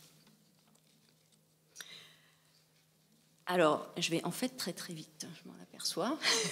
J'ai tellement eu peur de manger trop de temps. Alors, il y a une véritable dynamique de l'affiliation en organisation. Alors, au niveau individuel, la didactique professionnelle permet d'avoir des clés de compréhension de ces apprentissages en situation. La didactique professionnelle s'intéresse à l'analyse du travail et à l'apprentissage dans les situations de travail. Et selon une approche sociale de la didactique professionnelle développée par Paul Ollery, il y a un rôle essentiel tenu par l'institution dans ce processus d'apprentissage. Pour apprendre, il faut des repères qu'il qualifie d'organisateurs sociaux de l'action et qui correspondent à une médiation, un cadre nécessaire que doit garantir l'institution. C'est ce qu'il appelle le rapport du sujet qui fait face avec le déjà là. Alors, au niveau collectif, ce concept d'organisateur social, il est tenu par le document technique. On peut le qualifier de norme au sens où Laurent Thévenot l'entend, à savoir une reconnaissance collective avec une force prescriptive sur les façons de faire. C'est un format d'information qui lie collectif et pratique, une façon d'enformer des êtres et des événements afin d'en constituer des formes de connaissances susceptibles d'être abstraites des choses, des personnes, des situations, de se généraliser et de circuler. Mais ce qu'il ajoute, c'est que dès lors que ces divers formats, qui correspondent donc à des modes de coordination différents, s'éloignent des plus généraux et légitimes pour aller vers des formats plus localisés et personnels, les repères ne peuvent plus être communiqués de la même façon. Si nous revenons sur notre processus d'éditorialisation, donc le passage d'un état à un autre du document avec des traductions, nous revenons sur le processus d'éditorialisation pour mieux l'insérer dans le processus d'affiliation, en passant d'une forme générale et légitime à une forme plus localisée et familière. Le document technique quitte une formalisation institutionnalisée de connaissances pour aller vers un format de proximité. Et l'information perd alors de son extériorité. Et c'est là que se développe une littératie en situation très localisée et résolument actionnelle. Cette littératie acquise par affiliation peut être qualifiée de vernaculaire. Elle est une information du fait technique en situation qui correspond à un mode de coordination localisé. En cela, c'est un construit social, produit des expériences des praticiens et des intentions, représentations des membres de la communauté, donc là je cite Brunner, sous forme d'un processus continu qui s'inscrit dans la durée d'une communauté. Et en fait, elle n'est pas en opposition avec l'information portée par l'organisation. Les différentes informations, donc chacune associée à une littératie institutionnalisée et littératie vernaculaire, sont en tension, mais quand elles arrivent à un point de convergence, c'est là qu'il y a une construction de règles partagées, de reconfiguration d'un réseau de connaissances opérationnelles et épistémiques à l'échelle de l'acteur, du collectif et de l'organisation. Et c'est là que le fait technique peut se produire. Je suis allée trop vite. Alors, sur notre terrain, il n'y a pas de conscience des compétences acquises en situation de la part des acteurs, et il semble nécessaire de favoriser la réflexivité sur ces pratiques. Alors, au niveau individuel, là encore, la didactique professionnelle peut nous aider à penser un régime d'apprentissage en usage, modélisé par Paul Ollery, qui caractérise l'apprendre selon des conditions. Alors, tout d'abord, un contexte riche en expériences changeantes. Et puis, il faut considérer que c'est à travers des interactions verbales entre un novice et un plus expert de la communauté qu'il y a apprentissage. Et il dit aussi qu'il faut penser ce régime sur un temps long. Alors, au niveau collectif, il y a plusieurs modèles qui existent en gestion des connaissances acquises dans l'organisation pour valoriser et faire circuler au sein de l'organisation, donc savoir et compétences co-construites. Les retours d'expérience, l'expérimentation par simulation, mais aussi la capitalisation, qui peut passer par une matérialisation de tous ces savoirs co-construits lors des interactions. C'est là qu'une récente étude conduite par Karel, Anne et Vincent, dans un domaine très voisin, celui de l'éco-construction, a observé les pratiques informationnelles de professionnels qui s'interrogent sur tous les moyens de partager l'information qui leur est nécessaire en amont et au cours des projets, information qui est essentiellement issue de leur expérience. Et ils évoquent le processus de patrimonialisation par la numérisation comme possibilité de construire des collections documentaires professionnelles comme moyen pour partager ces connaissances construites au sein de l'organisation. Et j'en arrive à ma conclusion, où j'aimerais insister sur 3 points qui me semblent des points importants pour appréhender la dynamique de l'affiliation. D'abord, le point de la temporalité. Donc, j'ai parlé de la littératie comme une pratique sociale. Je m'appuie sur les New Literacy Studies, et notamment Barton et Hamilton, qui caractérisent la littératie comme des pratiques de l'écrit qui changent et qui sont en permanence renouvelées, acquises à travers des processus d'apprentissage et de fabrication de sens formels.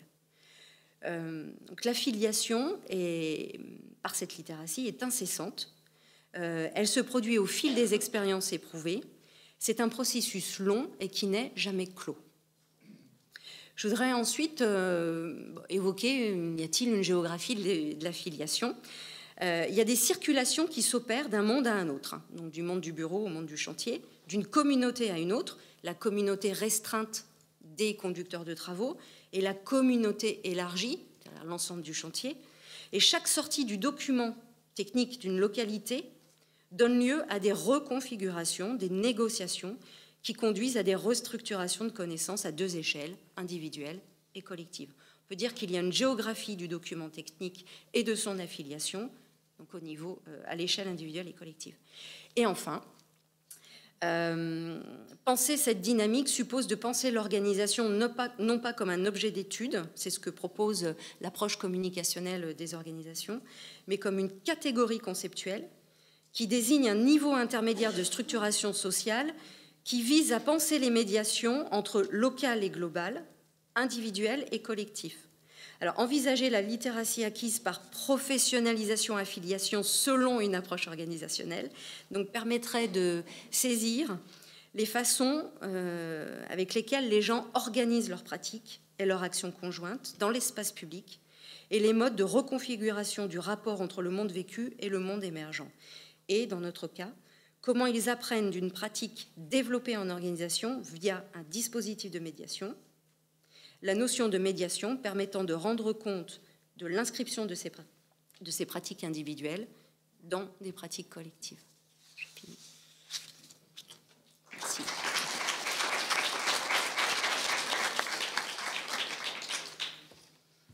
C'est le temps des questions. D'accord. C'est donc le temps des questions. Alors. Merci beaucoup pour ces communications qui étaient vraiment formidablement intéressantes, toutes les 4. Hein. En fait, j'aurais une question pour Alexandre Serre, parce que, en fait, j'étais très contente que vous fassiez ce passage en revue voilà, des différentes définitions de la notion d'affiliation, parce que moi aussi, en venant ici, en tant qu'invité, je me suis posé la question, mais comment je vais gérer cette notion? Et je suis tombée moi aussi sur le texte de Dorso, hein, que j'ai trouvé formidablement intéressant, hein, sur les notions de affiliation et différenciation.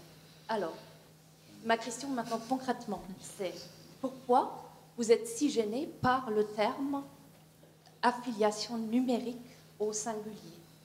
Parce qu'en fait, quelque part, vous avez bien rappelé que la question de l'affiliation contient l'idée, présuppose un modèle dominant. Un modèle dominant qui serait donc fondé sur des valeurs acceptées souvent comme des allant de soi. Et ensuite, dans la communication d'Angèle Stadler, on a bien vu qu'il y a quelque chose comme une incorporation de la forme ou d'une norme qui peut se produire et qui, à mon avis, peut justement être portée par le numérique. Vous avez dit informer des êtres. Oui. Alors, jusqu'à quel point le numérique au singulier fait ça? Alors, la question, pour moi, c'est une question critique. Hein. Jusqu'à quel point on est dans une affiliation numérique ou jusqu'à quel point des affiliations numériques avec aussi des processus de différenciation sont encore possibles dans un espace numérique qui, en réalité, joue de plus en plus sur des processus d'incorporation de la forme. Pour moi, il y avait là une contradiction dans votre mais en même temps, c'est formidablement intéressant parce qu'on est au cœur du sujet, en fait. Hein. C'est à moi de répondre en premier. Qu'est-ce qui me gêne? Donc, je poursuis là. Pour résumer ce qui me gêne, est-ce qu'on parlerait d'affiliation imprimée?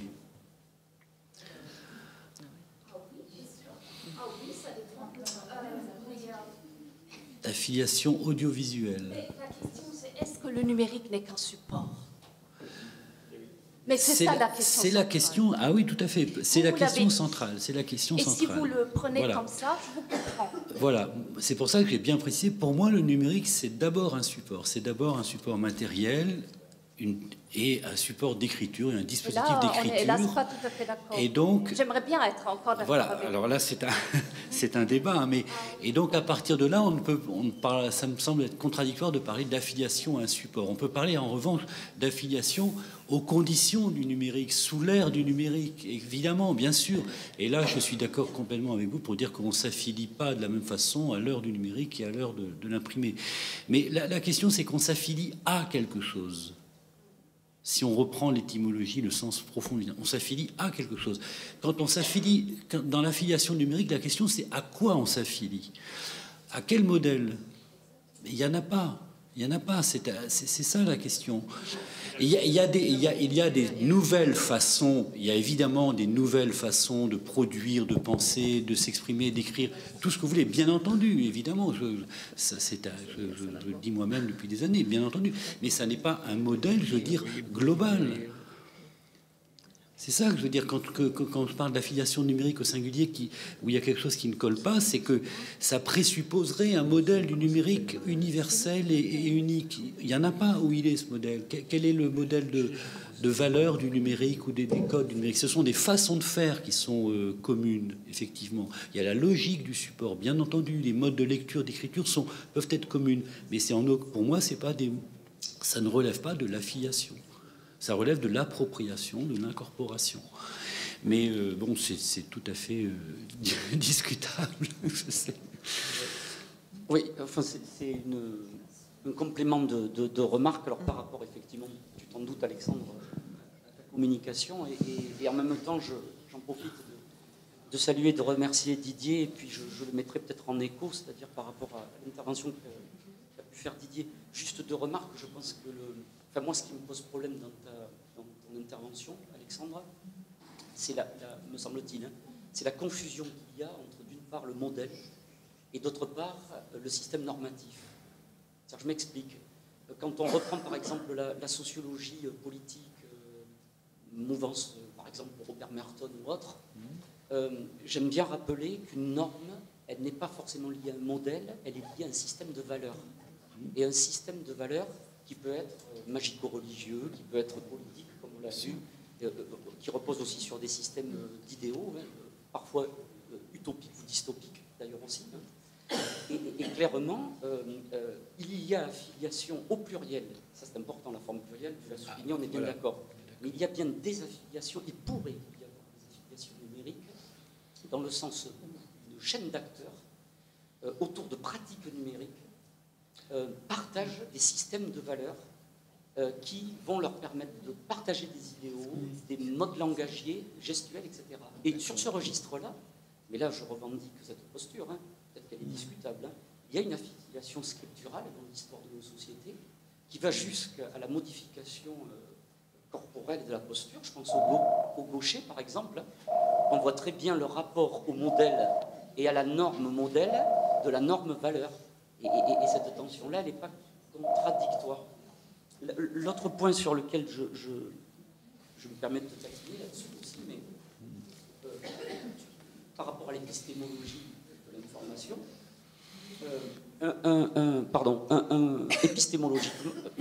épistémologiquement, un concept, il est là effectivement pour ce que j'ai cru deviner dans ta prise de parole, il est là pour stabiliser et faire qu'on ait vraiment un dialogue entre spécialistes, praticiens, etc. Mais j'aime bien rappeler aussi épistémologiquement ce qu'est un concept. Je reprends ce que dit Brigitte Simoneau, Jacques Perriot et d'autres bien avant eux. Un concept, c'est un concept problème. C'est-à-dire qu'il n'est pas là pour stabiliser ou pour affirmer, ou donner une sorte de partage commun entre les communautés scientifiques, mais au contraire pour mettre en tension et en problématique finalement un élément réflexif. Alors, à ce sujet, c'est important parce que pour moi, la notion d'affiliation et désaffiliation, c'est justement exactement l'inverse de l'approche par appropriation. Et je vais continuer mon raisonnement.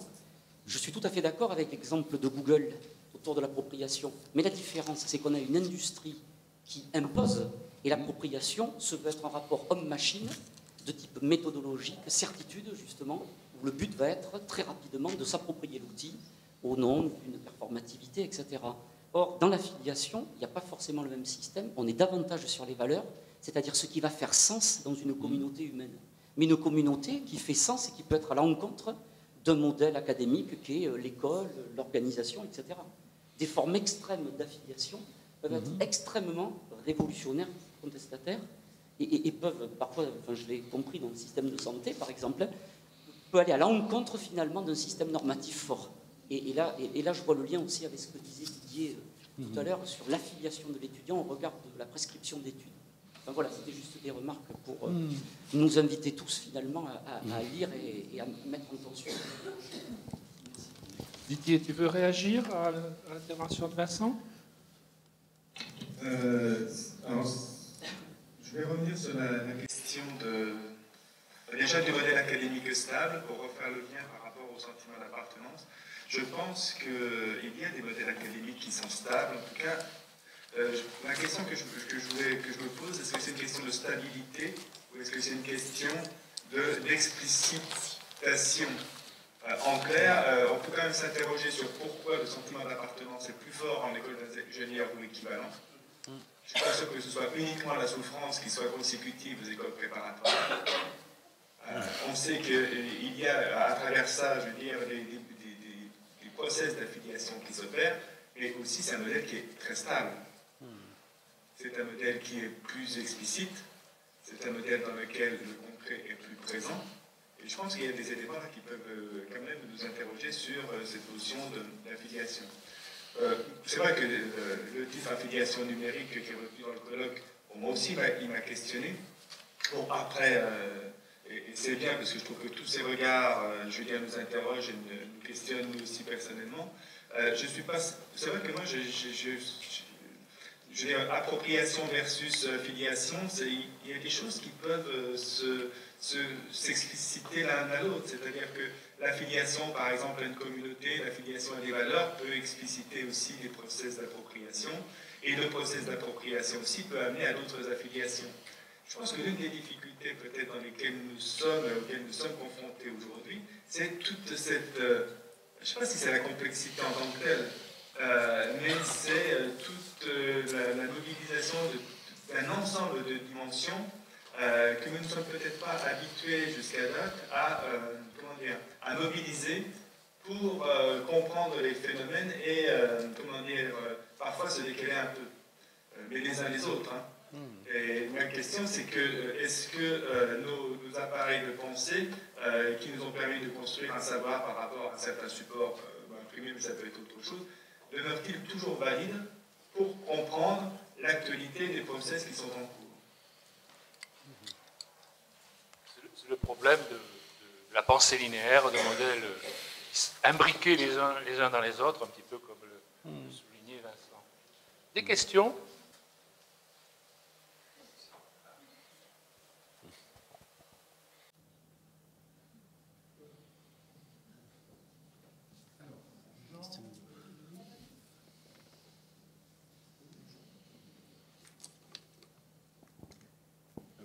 Je vais toujours poursuivre par rapport justement à numérique et affiliation. Je me demandais s'il n'y avait pas une simplification de numérique du côté de la digitalisation qui oublie en fait, il y a l'aspect ressources numériques, mais aussi l'aspect réseau. Et donc le passage d'une logique de stock digitalisé à une logique de flux qui met en relation les individus. En prenant cette perspective, on peut peut-être davantage interroger, même si je suis d'accord pour dire que le terme n'est peut-être pas tout à fait approprié, on voit que quand on passe à une logique de flux, on voit davantage comment les individus vont être reliés et éventuellement vont pouvoir s'affilier. Et après, sinon, je rejoignais l'idée développée par certains, savoir que cette affiliation, en fait, c'est l'adhésion à un système de valeurs et pas forcément à un type de document ou à la façon de produire des documents. Ce qui fait que du coup, cette adhésion à un système de valeurs lié à un groupe social, il n'est pas forcément quelque chose qui est normé, c'est juste quelque chose qui est reconnu comme fédérant des individus qui souhaitent partager des choses. Et là, ça rejoint les affiliations qui ont été évoquées au niveau professionnel, les fans, les politiques, etc. Ça peut être une autre perspective. En tout cas, sur la dimension psychologie, entre affiliation et appartenance sociale, en fait, on considère que ça fait partie des besoins psychologiques de base. Donc, on n'a pas ces soucis épistémologiques. C'est peut-être l'une des intérêts d'interroger la question avec différentes épistémologies et différentes façons de lire. En tout cas, je pense que j'aurais bien aimé revenir, si c'est possible, sur comment on peut distinguer dans cette épistémologie qui a été présentée l'aspect réseau de l'aspect document. D'accord. Alexandre, tu es très sollicité, mais d'autres peuvent aussi répondre. Comment distinguer l'aspect réseau de l'aspect document? Mais bien sûr que le numérique est avant tout dans une logique de flux, une logique réticulaire et une transformation très profonde de nos manières d'apprendre, de nos manières de penser, d'écrire, de lire, de communiquer, de tout ce qu'on veut. Bon, ça, c'est là-dessus. Pour moi, il n'y a pas de contestation possible. Je veux dire, ce pouvoir de transformation, de rupture du numérique sur l'ensemble de nos manières de faire, pour moi, je ne conteste pas du tout. Et je rebondis également sur ce que vient de dire Vincent, parce que je pense effectivement qu'il y a des valeurs qui naissent à partir du support, à partir du numérique ou des acteurs du support. Il y a des valeurs sociales très très fortes qui se développent sur le web 2.0 notamment, par les géants du web, entre autres, mais aussi par les usages. Ça, c'est évident, des valeurs sociales qui deviennent des nouvelles normes sociales, enfin des nouvelles idéologies. Bon, l'idéologie de la vitesse, de la visibilité, de l'éloge de la notoriété, etc. Bref, on peut en faire toute une liste. Et donc, effectivement, là, on pourrait dire qu'il y a des valeurs propres au support. Bien entendu, de même que l'imprimé était porteur ou vecteur d'autres types de valeurs en son temps, du temps de la graphosphère. Mais est-ce que ça induit pour autant des processus d'affiliation dans le sens adhésion un peu explicite? Pour moi, c'est peut-être là le désaccord. C'est que pour moi, dans l'affiliation, il y a une démarche un peu volontaire quand même. Il y a quelque chose de... si on regarde la notion quand Coulon parle de la filiation intellectuelle, il met beaucoup l'accent sur l'apprentissage, sur l'activité du sujet, sur le travail personnel du sujet. Il n'est pas du tout dans l'appropriation implicite dont parlait André Tricot magnifiquement d'ailleurs ce matin quand il parlait du petit bébé. La filiation, c'est vraiment l'apprentissage quand même. Hein. Donc c'est une démarche volontaire. Donc voilà, c'est ça qui m'interroge. Est-ce qu'il peut y avoir une adhésion volontaire, une démarche volontaire à un support dont la réalité est, comme le dit très justement Didier, dont la réalité d'ailleurs nous échappe. On essaye de penser le numérique avec des catégories très anciennes aussi. Hein. Donc peut-être qu'on comprend absolument rien au numérique et qu'on comprendra dans 100 ans. J'en sais rien. Bon, on a le nez dessus, on voit les transformations. On n'a pas les concepts pour penser le numérique. Ça, c'est, je pense, aussi ça.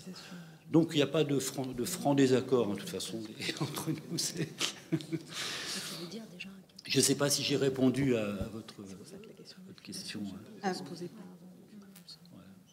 Pour rebondir un peu, c'est juste un commentaire fait aussi peut-être. Quand Étienne Wenger a travaillé sur les communautés virtuelles, dans ses travaux, elle mentionnait très clairement que la communauté émergeait parce qu'il y avait une volonté des acteurs de faire émerger cette communauté-là. Il y avait une passion, il y avait un intérêt. Et souvent, quand on étudie les communautés sur le web, souvent c'est les communautés d'amateurs, les communautés de passionnés, les communautés de fans. Et on voit bien qu'il y a quelque chose de l'ordre d'une valeur commune, d'une impulsion, de quelque chose qui motive ces gens-là à adhérer à ces communautés. Et quand dans le milieu organisationnel, on a voulu, en disant, ben, tiens, on a des communautés virtuelles, puis ça crée de la connaissance, ça crée du partage, on a voulu les implanter dans les organisations. Et quand les directions des sièges sociaux se sont accaparées ce concept-là pour l'implanter, ça ne fonctionnait pas. On a voulu mettre en place des communautés de pratique dans beaucoup d'organisations qui n'ont pas fonctionné. Et quand j'entends un peu ce qui se passe dans le monde universitaire avec le processus d'affiliation, la numérisation, etc., j'ai l'impression qu'on retrouve le même problème. C'est le problème des communautés virtuelles, des communautés de pratique qu'on a voulu implanter d'office dans les organisations qui n'ont rien donné parce que les gens ne les investissaient pas, parce qu'il n'y avait pas de volonté, il n'y avait pas d'envie, il n'y avait pas de désir d'appartenir à ces communautés-là. Par contre, dans certaines organisations, ça fonctionnait parce qu'à la base, les acteurs organisationnels avaient cette volonté de la construire et souvent, ils la construisaient autour d'un problème qui leur était commun. Et il y avait une mise en tension, il y avait un problème qui faisait qu'ils avaient besoin de se retrouver, ils avaient besoin de socialiser. Et c'est vrai que j'ai l'impression que pour les étudiants universitaires, par exemple, on entendait tout à l'heure, j'ai bien aimé aussi cette notion d'aspatialité, mais ce qu'on retrouve, il y a un besoin, et les enquêtes aussi le montrent chez nous, parce qu'on a fait des enquêtes sur la satisfaction des étudiants, sur l'expérience d'apprentissage, etc. Et ce que montrent les enquêtes, c'est qu'il y a un besoin de l'étudiant, malgré tous les outils, cours hybrides, cours en ligne, cours ceci, et il y en a, parce qu'on en met en place un maximum. Et bien malgré ça, dans les enquêtes, ce que disent les étudiants, c'est qu'ils veulent être sur le campus. Ils veulent être là, les cours en ligne en première année, ça ne fonctionne pas, ils ne veulent pas, parce qu'ils veulent être à l'université, ils veulent être dans une classe, une salle de classe, ils veulent avoir à côté d'eux des étudiants. Et c'est vrai qu'on a l'impression qu'effectivement, il y a cette notion de désir, cette notion d'envie, on a eu tendance à l'oublier, à la mettre de côté, cette notion de, alors je l'ai entendu un peu parler, cette notion de plaisir aussi. Hein, et ça, je pense que c'est des termes que j'ai entendus depuis ce matin, et j'ai l'impression qu'ils sont un peu fédérateurs autour de qu'est-ce qui fait communauté, quelque part, qu'est-ce qui fait qu'on va s'affilier. J'ai envie d'y prendre plaisir aussi, j'ai envie de satisfaire un besoin, j'ai envie d'avoir de la satisfaction, et cette dimension-là, on a peut-être eu tendance à l'oublier, ce qui était fondamental d'ailleurs dans les études d'Étienne Wenger.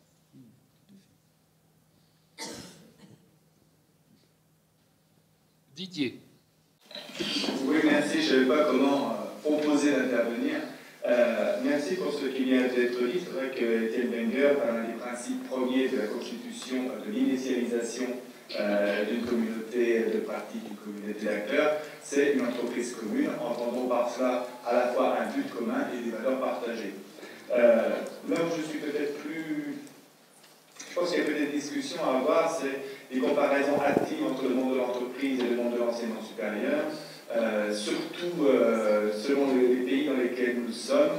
C'est-à-dire que l'enseignement supérieur, bien sûr, il y a des valeurs génériques dans le monde entier jusqu'à Mars, je n'en doute pas, mais la pratique, l'identité et le quotidien n'est pas le même dans un système français, dans un système, comment dire, d'inspiration anglo-saxonne. Je pourrais détailler là-dessus.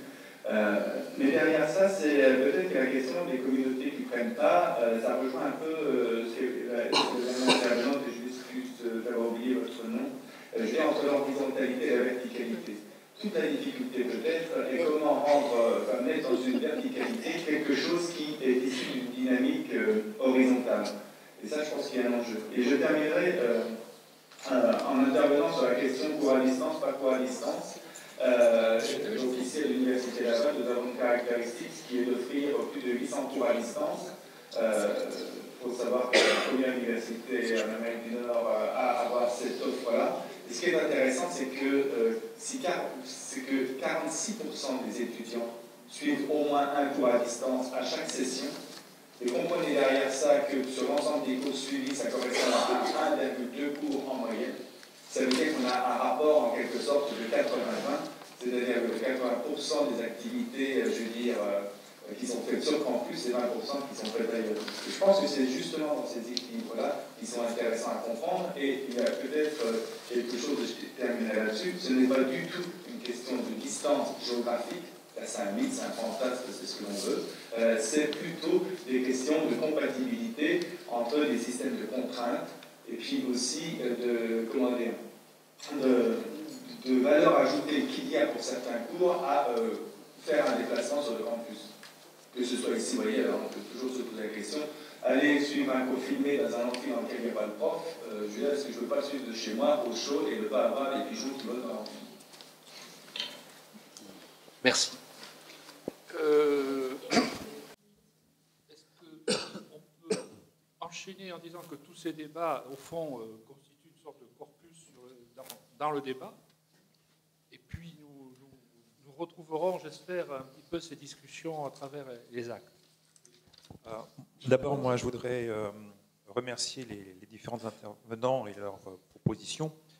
J'avoue que sur la question de l'affiliation et de l'appropriation, je rajouterais, d'abord, je préparerai un discours un peu plus composite ou un peu plus complexe.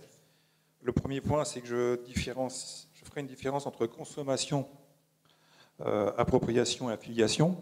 C'est-à-dire qu'on voit bien que dans nos pratiques sociales, il y a des modes de consommation des industries culturelles, des communications et ainsi de suite, où il n'y a pas forcément appropriation, il n'y a pas forcément adhésion.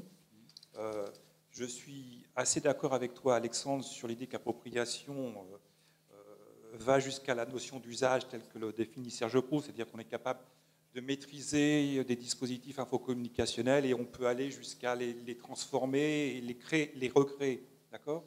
Et donc, moi, je suis assez d'accord avec toi sur l'idée que le numérique permet d'aller jusque-là. Maintenant, sur la notion d'affiliation, je suis en désaccord en partie avec Vincent et en accord avec toi, Alexandre, sur l'idée qu'il faut qu'il y ait un engagement. Il faut qu'il y ait une forme d'investissement, comme vous l'avez dit.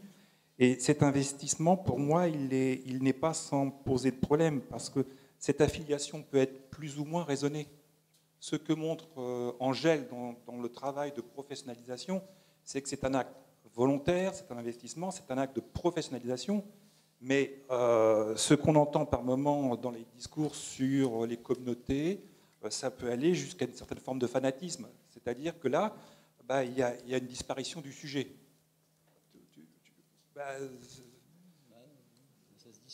Ça se discuterait, d'accord. Alors donc, moi, c'est un engagement des fanatiques aussi. Hein. D'abord, avant tout, un engagement personnel du sujet dans une démarche fanatique, extrémiste. Mais okay. Et là, il y a vraiment le concept d'affiliation. Il s'applique parfaitement aux logiques djihadistes. Hein. Je ne parlais pas forcément des djihadistes. On est dans l'affiliation. Je veux dire, c'est. Alors, dernier spectre que je voudrais donner, c'est-à-dire qu'il y a les formes d'engagement, il y a des formes de disparition du sujet, je ne dirais pas, mais d'identification des personnes à des communautés ou à des valeurs et à des institutions, que ce soit des institutions académiques ou des métiers. Mais dans le système tel que vous l'avez mis en évidence, c'est que je pense que c'est trop, pas trop rigide, mais on ne voit pas les passages d'un état à un autre, globalement. Angèle a essayé de le présenter, Didier aussi. Je trouve que par contre, dans ta présentation, tu as été un peu trop dichotomique, c'est-à-dire, tu vois ce que je veux dire? Oui. Soit l'un, soit l'autre. Oui. Or, il me semble qu'il y a des degrés qui permettent justement, ce qui est intéressant, c'est de voir là où il y a des passages. Là où il y a du passage qui est de l'individuel, du convivial, du familial, il y en a d'autres où c'est plus professionnel, ou plus l'apprentissage des métiers d'étudiants, comme vous le disiez, à des passages plus espace public, plus revendication. Je suis universitaire. Bien sûr, oui. Je suis affilié. J'ai un titre. J'ai une situation sociale. Et donc, ce que j'aurais aimé, c'est que peut-être que les uns et les autres, vous puissiez discuter sur les degrés, les passages. Sur les nuances. Voilà. Oui. Non, je suis d'accord. C'est vrai que ma présentation était forcément un peu schématique, compte tenu de... Bon, il y a le texte qui est plus nuancé. Donc, mais ça, c'est l'effet 20 minutes. Quoi. Mais voilà. Oui, tout à fait. Oui. Oui, je reviens. Excusez-moi, je n'avais pas le micro, mais ce qui est intéressant, c'est ce que je disais avec Anne à côté, c'est comment j'entre, comment je me construis, comment je sors. Tout à fait. Comment on se désaffile. Ou comment je ne joue pas le jeu. Oui. Pas de malentendu entre nous, surtout pas. Ça serait dommage. Mais juste pour dire que j'ai quand même bien précisé que affiliation et appropriation étaient liées. Elles n'étaient pas que l'affiliation notamment sous-entendait l'appropriation. Pour moi, c'est vrai, c'est évident que quand on s'affilie à quelque chose ou à une communauté, ça veut dire qu'on s'approprie. Ça, c'est pour moi, c'est ce que je conteste, c'est l'inverse. On peut s'approprier quelque chose sans s'affilier. C'est plus c'est dans l'autre sens que je conteste. Alors là, par contre, Alexandre, si je peux me permettre, on est d'accord sur cette articulation. Ah bah voilà, on va finir sur un consensus. Pour finir, juste une remarque, Éric. Attention, le rapport norme-valeur, valeur ne veut pas forcément dire valeur au sens positif du terme, d'amélioration, etc. Absolument. Le système de valeur, c'est à partir duquel je vais mobiliser mon système normatif, mes modes d'activité justement au quotidien ou pas, au nom d'un système de valeurs que je partage avec d'autres, mais qui peuvent être extrêmement dévastateurs. Au bout du compte, on est bien d'accord. On est d'accord. La valeur n'est pas forcément... On mange donc. Je crois que sur cette communauté d'idées, nous allons pouvoir remercier de l'intervention, remercier tous ceux qui ont posé des questions, et je vous dis à tous à demain.